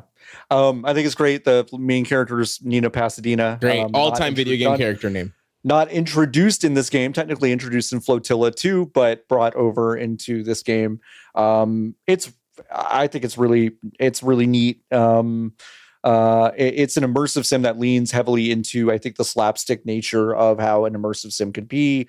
Like Deus Ex could be a really funny game. Like if you go back and play that. It tonally doesn't feel like it should be. Maybe this is a game that says like, nah, like this is pretty much where we are with this game, and I think it works really well. I'm obsessed with games that like let you do something that like is novel. Slipping on something slippery is just like something you don't do very often in a game. No, in a video game. When I discovered that, I was like, that's really funny. Like I don't know why that's not in more things. Like it's just really good. You can go completely prone in this game and roll around like a child. Roll around. Mm-hmm. Yeah. Just like Call of Duty Black Ops 6. Exactly like Call of Duty Black Ops 6. They should have marketed Skin Deep as having Omni movement. Yeah. They really should have done that. I don't know why they didn't. I gotta get in touch with Laura. Like there's also like quality of life stuff that's like you could see the conversations of when something was going to be too annoying. You can blast out the airlock, but you're never going to die in space. Like that's one of those things that's like, I just was like, wow, okay. But I was like, well, fuck it. Yeah. Like who cares? Yeah, like, it would be annoying as hell if like this is annoying. Like whatever. Like you don't have to add the ingredient just because it presents itself. And one line of dialogue explains it away as to why you don't die in space. And you can use that as a tool to suck the enemies out into space. And it's a great time. It's really good. So I highly recommend it. It's out on Steam now. And this has been a good one. Maybe the best game that uses the Doom 3 engine. So this is something I've known about Brendan Chung for a long time because we used to be part of the same dev kind of incubator in LA for a little while. So I actually got to spend time with Brendan, who is like just like an unfathomably smart designer. He's obsessed with Doom 3, obsessed with it. So that's when terrifying. I'm terrified. So when I found, I was just like, this is perfect. Like this is like he's literally like chasing his dream by making a really silly immersive sim in the Doom 3 engine. It's very funny. And it has workshop support, so theoretically people could make maps and that could be a lot of fun too. Yeah. Are they still WADs? Is that what they're called? WADs? Doom 3, they might not have been. Well, they were WADs in Doom, and then they became something else in Quake. Mm-hmm. I'll call them WADs still. Yeah. They'll call them WADs. I'm sure they would call them WADs. Love a good WAD. Summer Games Done Quick is coming up. Skin Deep was going to be a really in like early July. Skin Deep is going to be a really fucking fun one of these like speedrun kind of games. Like I love shit like that. It's really good. So go check it out. I'm still playing a game called Clair Obscur Expedition 33, a game that is taking my timeline at least by fucking storm. It's got a bunch of people I know by the throat. I am not grabbed by the throat yet by this game. I think it is interesting that they have made such a punishing kind of parry system in a turn-based game. I think this game doesn't look very good. I think this game is hard to look at. My eyes can't focus on this Unreal 5 pack-in demo aesthetic that they've decided to go in and do.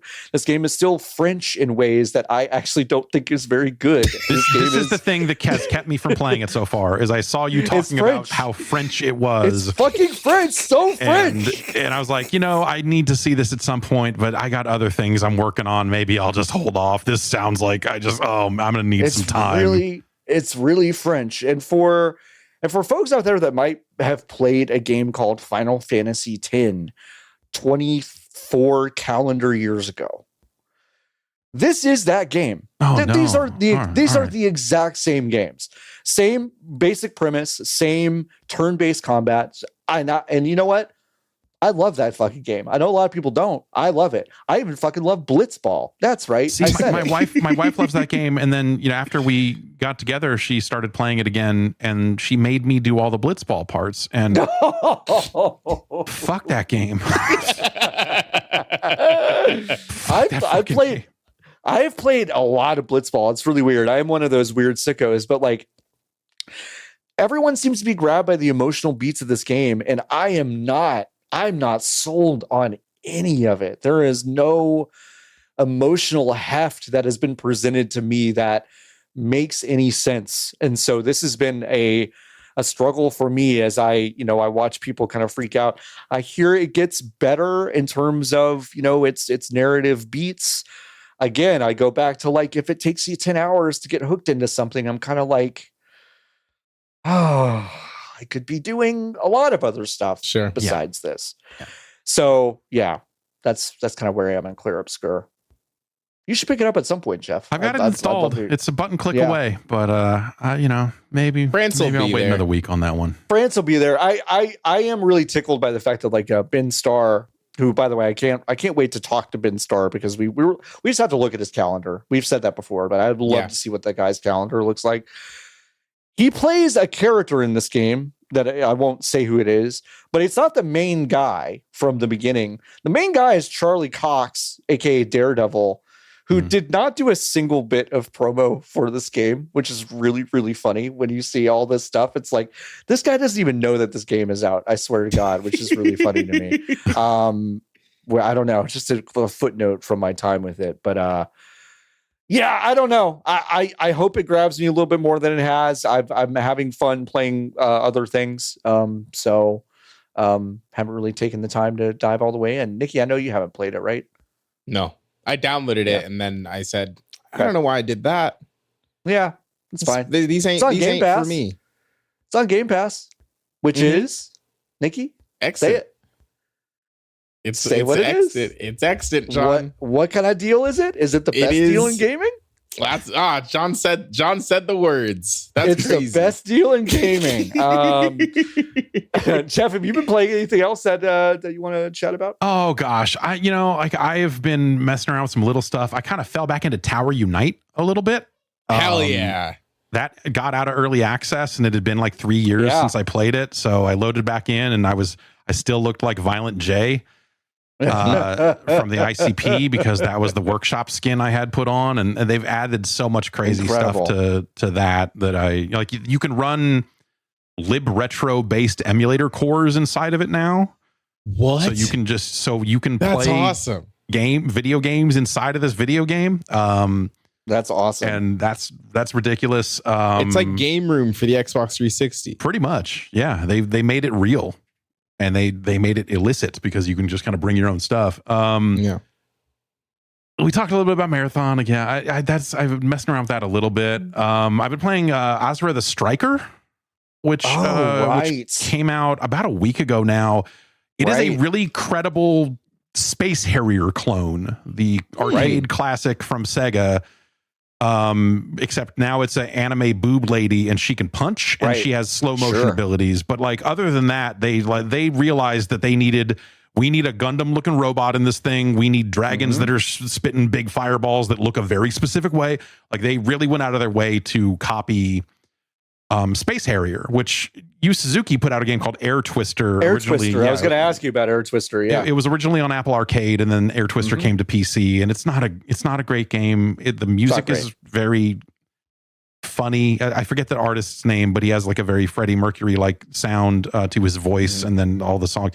Like if you stream that game, Valencia. Yes, Valencia. Sorry, yes. No, that's all right. If you stream that game, you will hear from the copyright cops if you leave the music on. Let me tell you, they'll get you.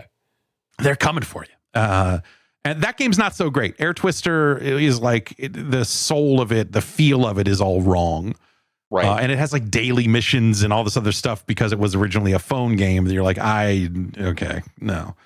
Ozra the Striker, it's not perfect. Like there's stuff about because you can punch that dragon in the face now when it gets in close, which is you couldn't do that in Space Harrier.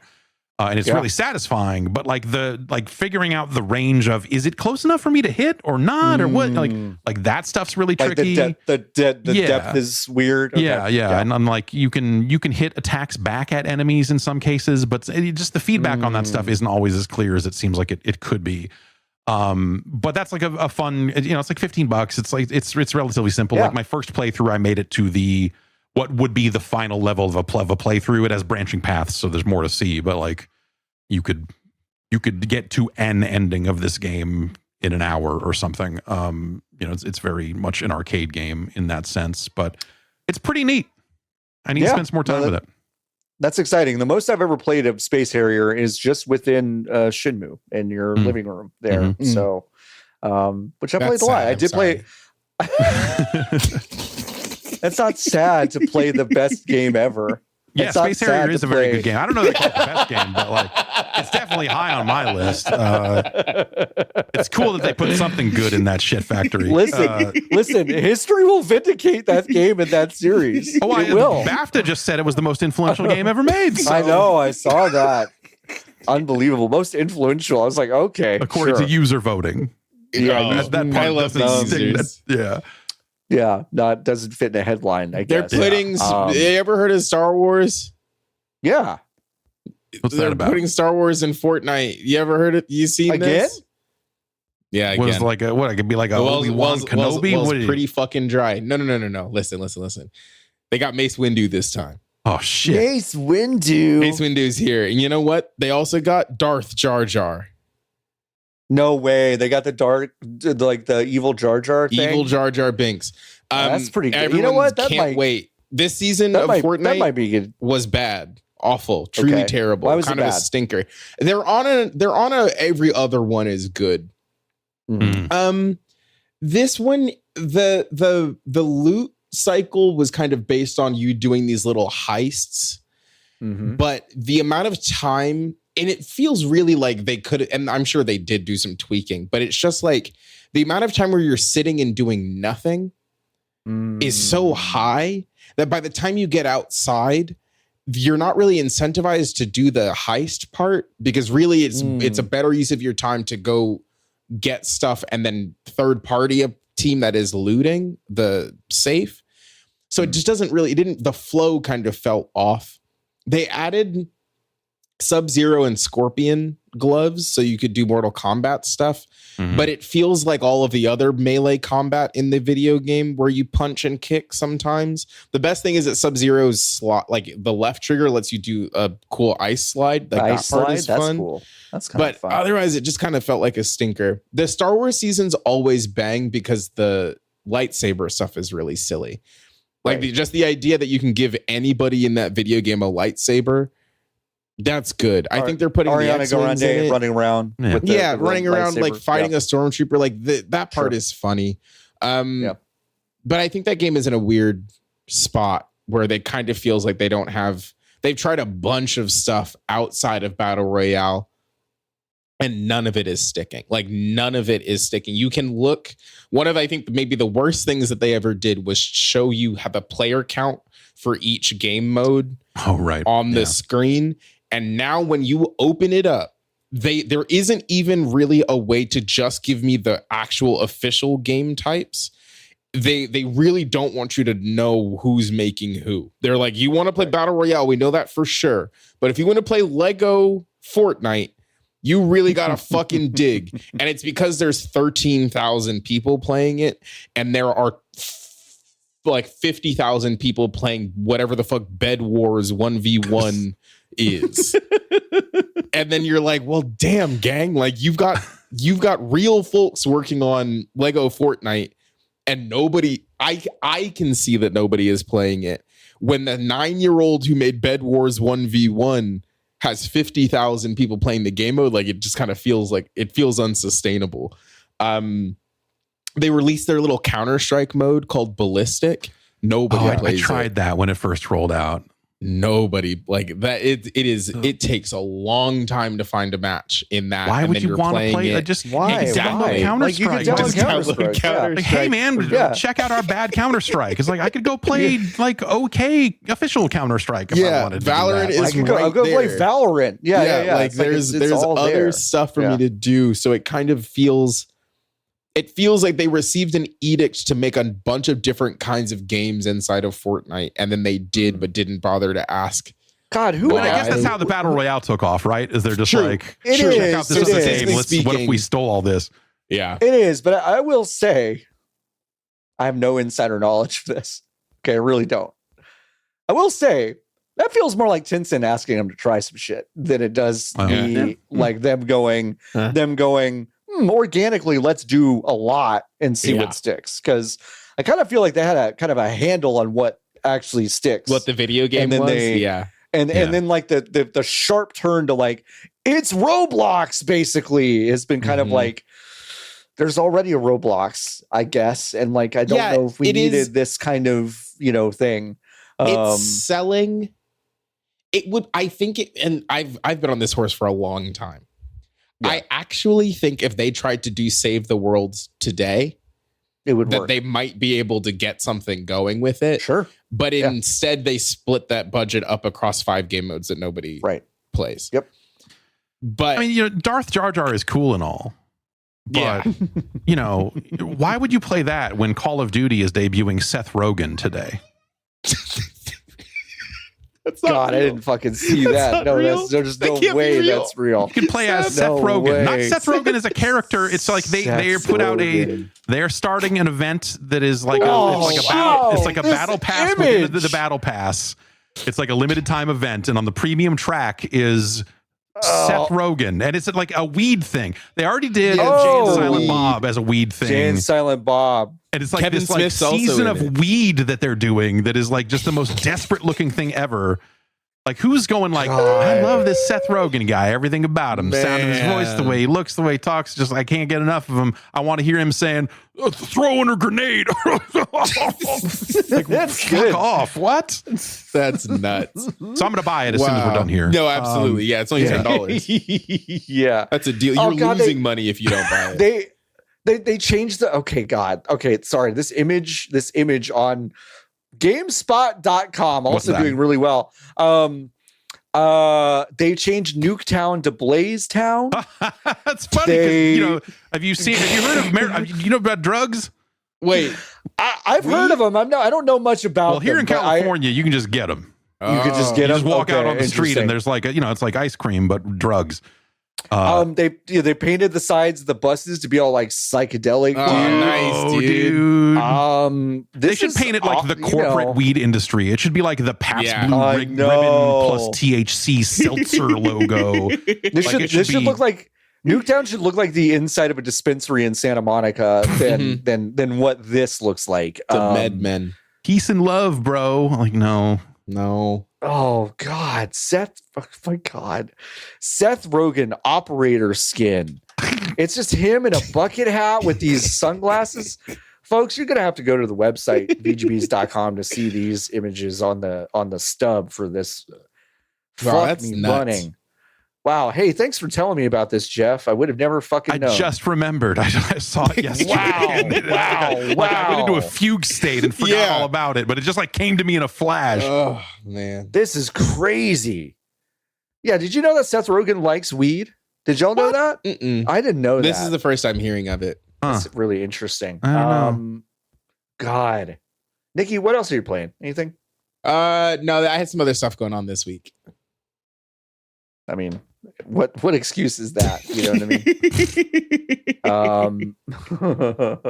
I'll be really interested. We were talking about very briefly. A couple of us at lunch were talking about college football coming back. I almost wonder if there's a good amount of people that somehow missed that it was back last year, and we may be getting like an even I think that's huger thing this year. It'll be really interesting. I bring it up, I guess, because EA fired 300 people this week, including 100 people from Respawn. So Titanfall 3 has been, I guess, canceled for like the 8th time, it feels like. But this time the Bloomberg reports were that it was an extraction shooter. So yeah, it's an extraction shooter. What a weird... I don't understand this.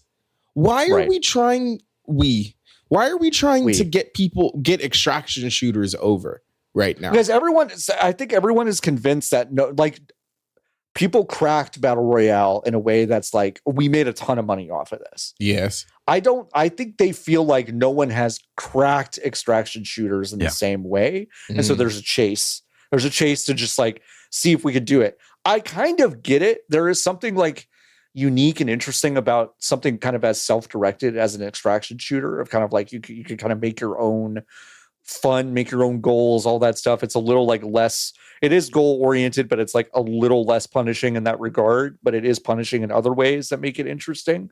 It may not be my cup of tea, but I kind of understand the appeal. I think people are chasing it to see if they can make that kind of financial thing happen, but like I don't know if it's going to. Yeah, I mean they see Escape from Tarkov and they go like, that game seems really big, but also it's for total sickos and real big sickos. Could we make one of these that's for normal people? And then they see Hunt Showdown and go like, could we make one of those that's for more people than just Post Malone? And you know, and so they're trying to like find a way to make a mainstream one of these. And I for a while I really understood it, and it was playing the Marathon Alpha that kind of set me into a mode of just like, I don't know that anyone can crack this. I don't know that it's a crackable thing. And I think that like there's and part of it is like just, you know, them forcing you into a 3-player thing, you know, whether you're, you know, playing with friends or not, and really making a game that has like that kind of higher barrier to entry, because I don't think people are going to have fun playing with strangers. Generally speaking, you know, some people will, some people that will, but I think by and large it's for people that play games with friends, and it is this kind of social thing that like, I don't play shooters that way. Yeah. I know people do, you know, obviously like people get together in Fortnite with crews and go, but I look at this and go like, it just feels like the risk and reward is not, fun enough. Like it feels a little bit like, and I wonder, you know, is it a little too much like gambling in some ways? Like there's just like some weirdness around the edges of the concept that I just go like, I don't know, man. The chase, and it's kind of, it's a little bit also the Borderlands problem, right? Because it's like the thing that I am getting can only be marginally better than the thing I have. Right. Right. Yeah. And that's the whole game is that. And the thing I say about Marathon in particular is like, I think the starting weapons actually feel kind of bad. Like the ADS time on them feels miserable. Yes. Feels and so bad. like, because obviously you have to go somewhere, but like it's the old problem that driving games used to have of like, you have to have a fun car out in the first 5 minutes, or else why are we, you know, what's the point? Yeah. We're giving you a Pinto. It's like, all right, well, this one kind of when you sucks crash to it drive, twice, it pulls to the left. It's like, no, it's like that's fun for lunatics, but like, no one wants to do that. So I think it's a really hard thing. And I came away from the Marathon Alpha like really like actually like bummed out. Just like, because I was hoping like, oh, maybe this will be the game that helps make it make sense to me. And I played it and was just like, oh, this is the Call of Duty DMZ mode that they abandoned and left as a beta a couple of years ago. Like in fairly major ways, it feels like that game. And I just don't know, like, you know, if Call of Duty couldn't figure it out, and they have some pretty similar concepts here that game had, I don't know, man. It just feels strange. It feels strange to me as well. Yeah, really weird. Trying to think of other games I played. Some stuff is on my radar, but I want to play Despelote so bad. Oh yeah, I do want to play Despelote. While we were talking, I put in a code request because I thought I did it, and I didn't do it in the past. So yeah, it's a short one. It's a small one. It's about football, but it's also about other things as well. Of course. Go read Moises's piece on digital trends that he put up this morning. It's a good one. It is a good one. Hey, let's do some Hive questions, huh? Question time. Every single week you can go to vgbs.com/join. You can join the Hive. I suggest you do so. We have yearly tiers that are discounted. Probably too much. Probably didn't do that math well enough. It's fine. But you know what? It's a real treat for you until I decide to change it. Make it up in volume. I agree. But you can go and join the Hive. And then once you do that, you can go to our Discord and ask us questions every single week. Boy, can you believe it? Having Jeff Gerstmann on the show, popular. A lot of people asking a lot of questions. I'm going to cherry pick them because, they're not all book, baby. They're not all winners. What a week for it. We have a question first from MC Benji. Did Jeff get to keep the Bad Man poster from the old GB office? Poster, huh? I have a lot of. I mean, I have a Bad Man shirt, like a Vegeta, the Vegeta Bad Man shirt. Someone sent one of those. Actually, MC Benji corrected himself and said, actually, maybe it was a shirt pinned to the wall. Actually, so I do have a Bad Man shirt. Yeah, there's a lot of boxes in my garage because when the pandemic started, they boxed up the office for us and said, "Come get your stuff." And most of my stuff was in boxes, and there was a few things that I just, now that I'm going through them all these years later, I'm like, there's some things that I feel like I'm missing. And it turns out it's because Danny O'Dwyer has my hentai hat. He just revealed that this morning, that he's been the one that has had it all along. I saw people wondering aloud on Blue Sky yesterday if you still had that hat. So that's okay. So that I was going to buy a new one, but they were sold out. But someone sent that in. Like that was something that showed up in a mailbag.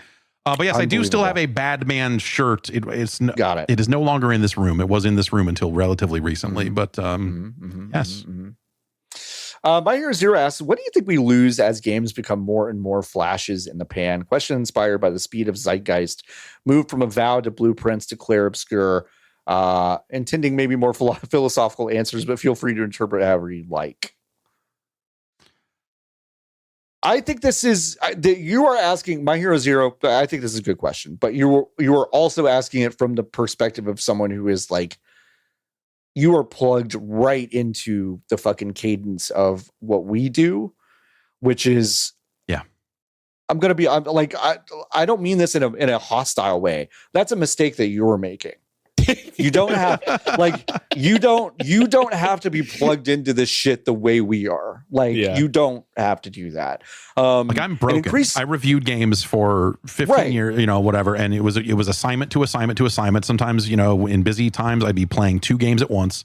Right. And you had to move on to the next thing because the reviews had to run. And so the reason I was good at that is because that's how I played games already anyway, is I chewed through them and moved on to the next game.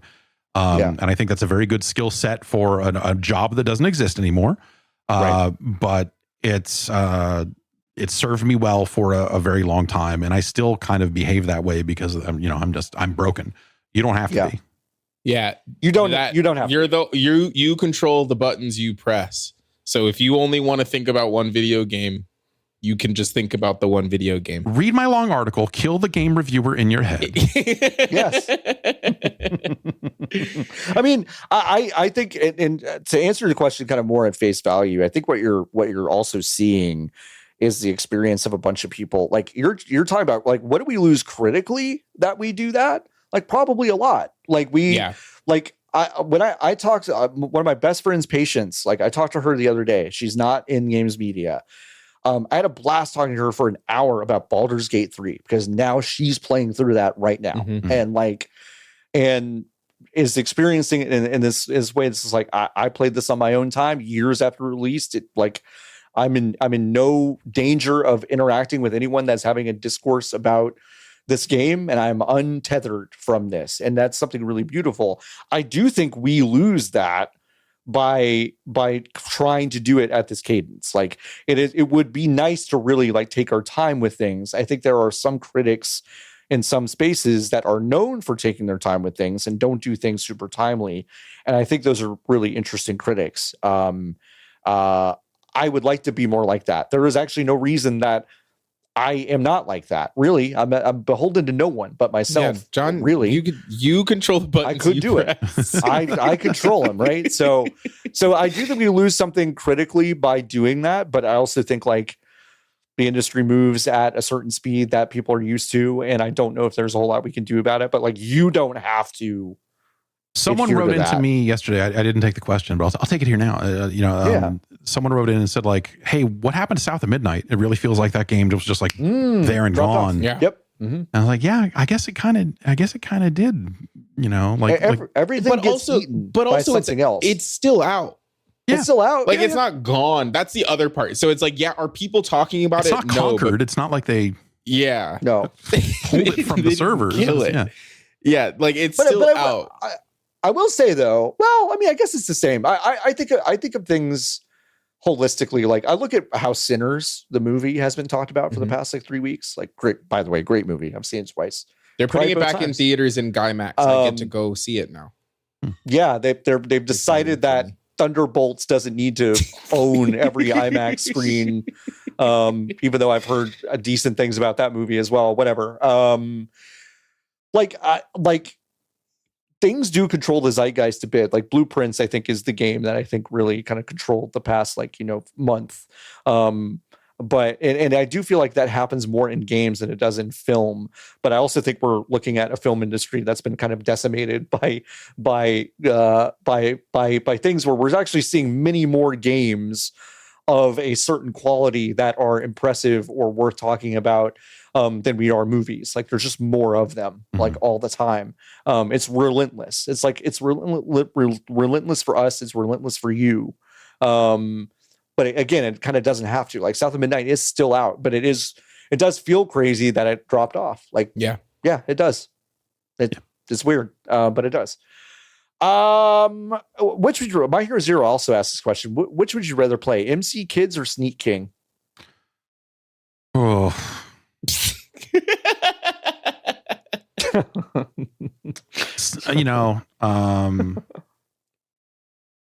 I'd probably say MC Kids at this point because I've played less of it. Sneak King, I think I've wrung everything out of that. Yeah. There's still something you can learn from MC Kids. Yeah, exactly. I am going to expose my children to MC Kids at some point here, and it's going to blow their mind. My son thinks that there should be TV shows and toys and video games for everything he sees, and there should be an infinite amount of it because of how everything works now, where I can just push a button and be like, I don't know, here's every episode of Paw Patrol. Go nuts. He thinks that like that's how everything works now, and he's like, I want to see more new Magic School Bus. And I'm like, there's no more. That doesn't. They don't. It's a bummer. There's a Genesis game. It's not great. He's played it a couple of times, and he's been like, I don't know. You play it for me, and I'm like, I don't want to play this. He's 3, by the way. I should say that.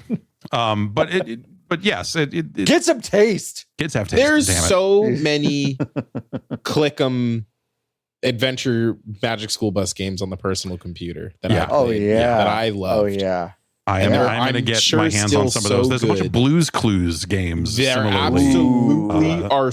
There's a Blues Clues game where Blue gets stuck in this weird jungle, and then you have to cut out pieces of paper to save her from the jungle. So kind of like Congo really, for the Saturn. It's exactly like Congo for the Saturn. Congo, Sega. I remember Saturn. Congo for the Saturn. I remember Lost City of Zin. Sorry, the video game is called Congo the Movie: The Lost City of Zinj. Yep, that's the one. It's in a jungle. I deleted Zinj. I wasn't matching with anybody good. I got a few Zinj in right now. Yeah. What flavors you got? Blueberry and cream soda. Yummy. That's a good mix. Yeah. Hey, this game looks like shit. Yeah. Yes, it is. Yeah. Yes, it does. I'm not here name dropping good old video games. What's the point? What is he's got a brand to protect, everyone.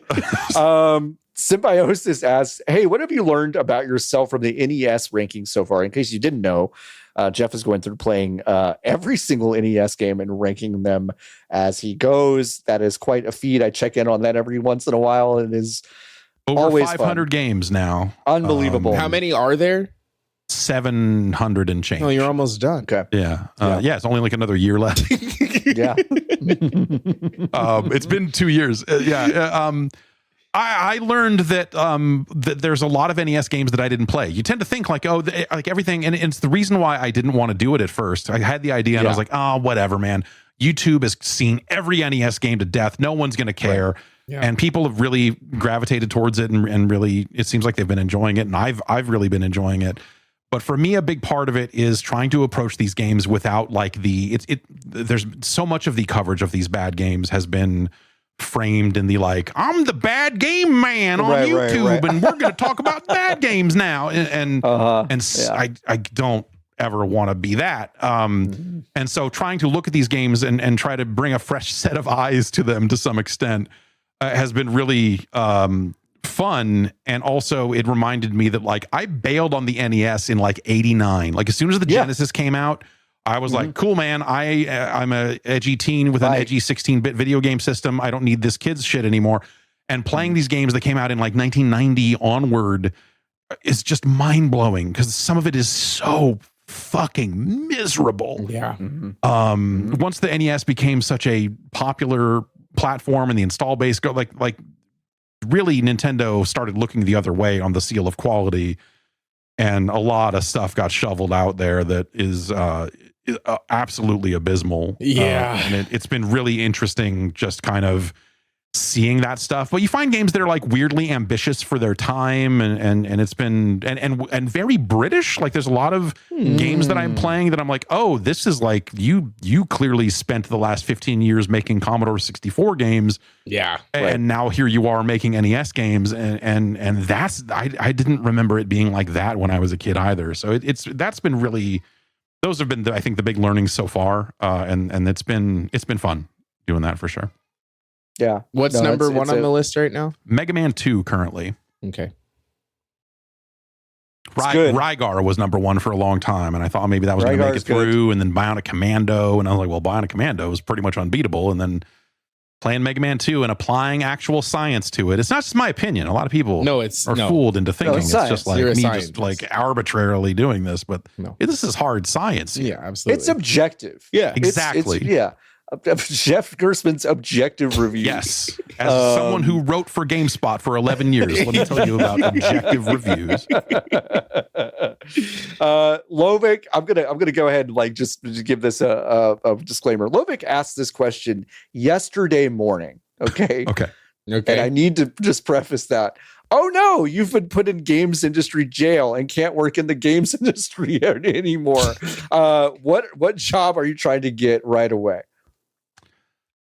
My mom's got a tire business and she's not going to work there forever. So maybe I like take over the family business and get into auto repair. I don't know. That's been going well for her lately. People need tires. Yeah, people need tires. People still have cars. They need tires. That would be my first like, oh shit, like maybe there's something like this. But like it's fun to joke and be like, oh, all I know how to do is smile at a camera and be an idiot. And and that is the vast majority of it. But I've managed editorial teams. I've done this and that. Like in theory, I could write about how dumb phones are. I could do tech coverage or something. I mean, something games adjacent or something would probably make a lot of sense. Get my rap career going again. I think that's never been a better time. There's never been a better time. Yeah. Because the market's it's soft right now. Yeah. It's soft. There's kind of no one in it. No one doing it. Yeah. Nikki, what about you? What would you do? I probably would pivot to sports, right? Sports, yeah. That seems like the thing that would make the most sense for me is pivot to some kind of like sports like branding or like sports marketing research. applied to a job at the Nike Corporation a couple of weeks ago. That is that exact thing for women's soccer in Los Angeles, right? So it's like the skills. I also, Jeff, feel the same where I'm like, wow, I've got nothing. But then I look at a JD sometimes and I'm like, I can do all this shit. So yeah, it's easy to forget sometimes. You're like, oh, actually, I did all. Like it's tempting to go like, well, the only person I know who has actual marketable skills is Jan, because he knows how cameras work and he actually knows how gear works, and that guy will be fine wherever he goes. The rest of us are fucked, But you're like, oh, actually, there's something. Yeah. Well, I have an MBA, so I could really do whatever I want. Wow, go fuck yourself. Go ruin some industries with that thing. Yeah. I go to Goldman Sachs. I go to fandom. I get my real answer is I would probably try and fail to open a restaurant. That's probably I want to open a bar so fucking bad. Yeah, that seems fun. There's so many shitty little wine and beer bars around me in my neighborhood where I'm like, you could do better. The bar would be so much better than this. You could do better. Yeah. No, it's true. I agree. I fully believe that. Have burgers on Fridays. I'd probably try to do that. I think that'd be really fun. I think pivot to sport also possible, whether it's like some sort of management or You've got a commentary streak, brother. I do have a commentary. I'm actually commentating a football game tonight, actually. So yeah, that would be fun. I don't know, shit like that. It's all entertainment, baby. Yeah, that's showbiz. I commentated a women's arm wrestling tournament at a bar once, so I think I know a thing or two about sports. Yeah, you've got all that you need. That's kind of great. We found out today that Silk Song, the next Hollow Knight game, will be playable at a museum in Melbourne, Australia in September 2025. They're just gonna put Hollow Knight 1 on a Switch and then run that. Put the fucking banner on the top. I understand that. This is a two-part question. Jeff Gerstmann, do you believe Silk Song is ever going to come out? Sure. Why wouldn't it? It's indie games, especially, like they just, disappeared and, Fez 2 is going to come out someday, right? No, maybe not. Fez 2? Cool, I mean, World of Goo 2 just came out after World of Goo 2 just did. That's true. The second part of this question is, if the news of the museum exhibit changes John's opinion. Okay. Which my opinion is that. Let me get real close one more time. This is for posterity. That game's never coming out. It's never coming out. It's fucking Fugazi. It's not coming out. It's not. It's not going to get shadow dropped. It's not going to get announced on time. That thing is going to get canceled. It's going to get canceled, and everyone is going to be really fucking upset about it. And I was going to be right the entire fucking time.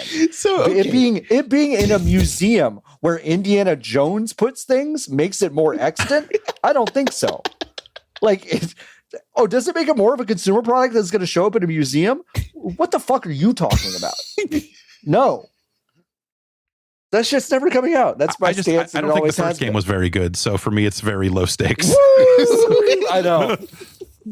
It's one of those things like I like that game, but the froth around it has confused me greatly. So yeah, that's my answer. Sure. We got maybe one or two more. Let's see. Would you rather the next big Mario game be a 2D or 3D? Also, what if Mario but big? I don't know what that means. That's a really good question. They've done Big Mario quite a few times. So if you haven't heard of Super Paper Mario or New Super Mario Brothers for the Nintendo DS, you got to go check those things out because they've done Big Mario. Mario's pretty big in those. Yeah, he's big in those. It should be 3D. We just got a 2D one. It was great. The 2D one was so good, it did make me go, nah, what if we did another one of those pretty quick? But it's been it will be 8 years in October. I think that we have had you know what? I keep skipping Bowser's Fury. For whatever reason, like Bowser's Fury to me sets the table for like a really interesting, like open world thing, different from Odyssey. I would take a sequel to Odyssey, honestly, but I would love that. Yeah. Because of how old I am, Mario games are 3D to me. Yeah, I know. So I know no one's perfect. I've been angry about it since day one. That's kind of how your vibe is. Yeah.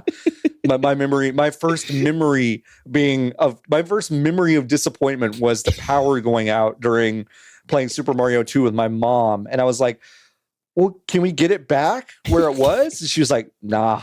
I was like, what? And so that was my first like foray into disappointment. Yeah, so it's crazy that you, in your mind, it's like, oh, Mario's a 3D. But that's okay. No one's perfect. Yeah, I don't know. Yeah, 3D. Sequel to Odyssey would be awesome. That would hit. And if it's like pseudo open world, that'd be great. I'm really interested to see how, obviously, like the new 3D Mario is like well into fucking development by now. So it's not like anything would be like drastically different. But I am interested to see how Donkey Kong Bonanza informs some of that design language of the new Mario, like because I guess I'm just really excited to play that game. It seems like a really interesting swing. Cool tech. And well, I mean, he's the king of swing, so it makes sense. He is the king of swing. And now he's like such a cartoony, funny guy instead of like the serious hot Donkey Kong that people have been upset about. You're like, bring hot Donkey Kong back, everyone. I'm like, wow, all right. I didn't even know we were doing that until recently. Yeah. Until pretty much just now. I think that's it. Did I miss one? There are a couple more I'll probably hit in a bonus that are kind of general. But yeah, we'll leave it there, folks. Once again, go to vgbs.com/join and you can ask us Hive questions every single week. This has been a blast and a half. Before we get out of here, I said I would read our 5-star reviews on the show. We have one new one from Northrop Grumman F14. Okay. 5 stars. What I listen to when I'm penetrating foreign countries. Okay. Yeah. Great conversations that take a deeper dive into the culture surrounding video games culture. Thank you. It's a great sentence. Great Rolodex of guests on the latest stint as well. Yes, I agree. We're very lucky in that regard. Thank you, Northrop Grumman F14. See, now that's I really appreciate it. Now I do think you just got right, because you did just say thank you and then the username, because they're not going to get me. I'm too smart. So now you've just you just thanked them for what, John? For the 5-star review. Oh, thank you, Northrop Grumman. I really appreciate it. If you leave us a review that's not on the US Apple Podcast Store, you have to tell me, because I ain't checking all the other shit. I'm not checking France. I'm not checking England. I'm not checking Canada. I did check them today, and we didn't have I think we actually did have a new review, but we had a new rating, but no review. So yeah, that's just where we are. French iTunes is still mad about your Clair Obscur takes. So yeah, they're really, really upset about it. They're mad that I pointed out that the literal first person you meet, once again, can't stress this enough, wearing a horizontal black striped shirt with suspenders. Your girlfriend has a bob and a beret. Perfect.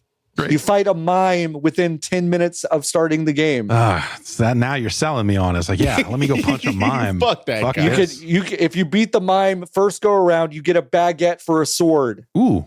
Well, okay. Now I'm kind of in, John. So do you want me to play it or not? A lot of people online seems to love this shit. They're like, oh, look at this stuff. And I'm like, you've never been, have you, to France? This is not worth celebrating, everyone. That's my hot take. Hey, Jeff, my God, thank you so much for hanging out with us. Yeah, thanks for having me. Yeah. This has been, I said it before we started recording. You're a real trooper for still sticking in there on one of the worst days we could have, I don't know, done this, I guess. But it's all right. I'm fine. I know. Not to be a dick about it, but no. No, but it's a harrowing thing to. Yes. It's a harrowing thing. Yeah, for me no, and you got my first like half thoughts about it, so I'm sure someone will be mad somewhere. But it's like I'm still working through this how I feel about it. I don't really know yet, but it's definitely a weird thing. It was funny as this was happening, knowing this was coming up, because like I think you asked me like about a month ago. Yeah, it was a month. And so as it was coming up, I was like, "Oh, this is going to be interesting." And then today happened. I was like, "Oh, this is going to be okay. All right." Yeah. I don't know. John, what did you know? You know, what did I know? What did John know? Did you do this? Know? Oh yeah. Here's the only additional information. Did John Warren destroy Giant Bomb? It's been suggested by someone in this room right now that's what happened. No, I'll just point out that Dan Reichert's supposed to be on May 22nd. Interesting. All right. What does that mean? Which is an interesting date, like close to an interesting date. And that was also not planned. So yeah, who knows? Who knows what Alyssa Mercante, Jenna Stieber, and Gita Jackson also have planned for like whatever, because that's the rest of our guests for this month. Yeah. But yeah, no, we really appreciate it. What do you want to plug? Where can people find you? Hey, I'm on Twitch and YouTube doing stuff, and I'm on Blue Sky doing stuff. But you go to patreon.com/Jeff Gerstmann, or if you're not into spelling my name, because no one is, you can go to dopeassvideogames.com, and that will somehow get you there. I don't own that domain, so someone is eventually going to redirect it to hardcore pornography, and that's fine too. That's also fine. Also, I did a recent video about the 1983 pornographic classic for the Commodore 64 called Stroker. I could not post that anywhere other than archive.org. So ask a guy. Just find. Listen, it's out there somewhere. Just find it. It's out there. They'll let you put anything on archive.org. Exactly. What did you learn about? That's a big part of my brand, is just kind of being out there and playing pornographic games and cursing. It's just sort of that's just. What did you learn about? What did you learn about the penis? It turns blue when it goes off. That's true. Yeah, it's true. It's like a weird gun. Cool. It's so cool that a video game taught us that. Yeah. And I just had no idea. That was the first time I knew about it. I was like, whoa, it does blue. All right, cool. Can't wait to do that in real life. Yeah. Nikki, where can people find you? It's just one less URL to tell people, So that's I know. Go to makeyouthink.club. That's my newsletter. Comes every week. It's free. And if you want to give me money about it, you can. You're an adult. You can figure it out. But makeyouthink.club. Michael Hyam just texted me. He just texted me FanDuel, Fandom, Fanbite, Lakers in 5.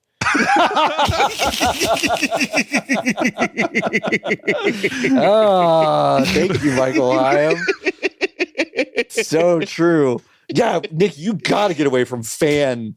No, anything. Dude, curse. You gotta fucking get away. Curse for me. Can't. Or maybe the third time is the charm. I should go somewhere where I can use FanDuel, put all of my money in. Yeah. Mm-hmm. No, that's good. Because the third one's the winner. They got you on like whatever the fucking like. We give you your money back if you bet all your money right away. 10-game parlay, same day bet. Same day, yeah, guaranteed. Literally can't lose. I only saw the first 98 minutes of Uncut Gems. It seemed to work out for him. It seems like it was pretty good. So like, I think you should try it. But yeah, go to makeyouthink.club, subscribe to Nikki's newsletter. If you give them money, you'll get to see a cat on a roof sometime. True. So that's awesome. As for me, listen, you go to floppyadult.com over on Blue Sky. That's where all my stuff is listed. I decided not to just plug everything I do because I did it one time on someone else's podcast and I was so embarrassed by the end of it. I can't do it. So it's all there in that profile. But I will say, an impassioned argument. If you do want this thing to keep going, and I just mean like generally games, media, like people entertaining you around this thing. Yeah, you're going to need to give money to someone. Like, I don't know who it is. It might be Jeff. It might be us. It might be both of us. It might be the folks over at Aftermath or Remap or some tiny blog that I don't know about that's run by someone who's cool. Like you're going to have to do it. And if you can't afford it, that's okay. just make sure you're like always sharing that stuff, because whatever model that we've tricked ourselves into thinking that this is going to exist by without having to pay for it, just like it's not going to fucking happen. So just do that. Go to VGBees.com/join. Join the hive. Why not? It's only $10. What are you going to do with $10? Yeah. Buy half of an amiibo? No. I think that's a FanDuel thing, actually. I mean, all right. So I got a promo code for you. That's going to turn your $10 into $20 of bonus bets. Okay. And so then if you're going to pick, well, how many rebounds do you think he's going to get tonight? It's like, oh man. 27. That's good. That's a good number. So put $10 down, number. And I think you'll be, again, $20 bonus bets, guaranteed, same game parlay. I'm writing this down. Yeah, you've got it. If you or anyone you know have a gambling addiction, please call 1-800-GAMBLER. That's a great phone number. It's so fucked that 1-800-GAMBLER will never be available for anybody else to have. I know. Because 1-800-GAMBLER is a good phone number. It's a really good phone number. And use it if you're having an issue. All right, folks, let's get out of here. Thanks so much for joining us once again.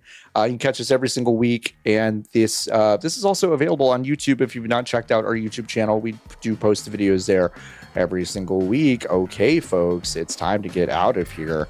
Go enjoy yourself. Go outside. Go touch a bee with your bare hands. Why not? Don't do that. Yep. Keep on buzzing, everyone. Bye.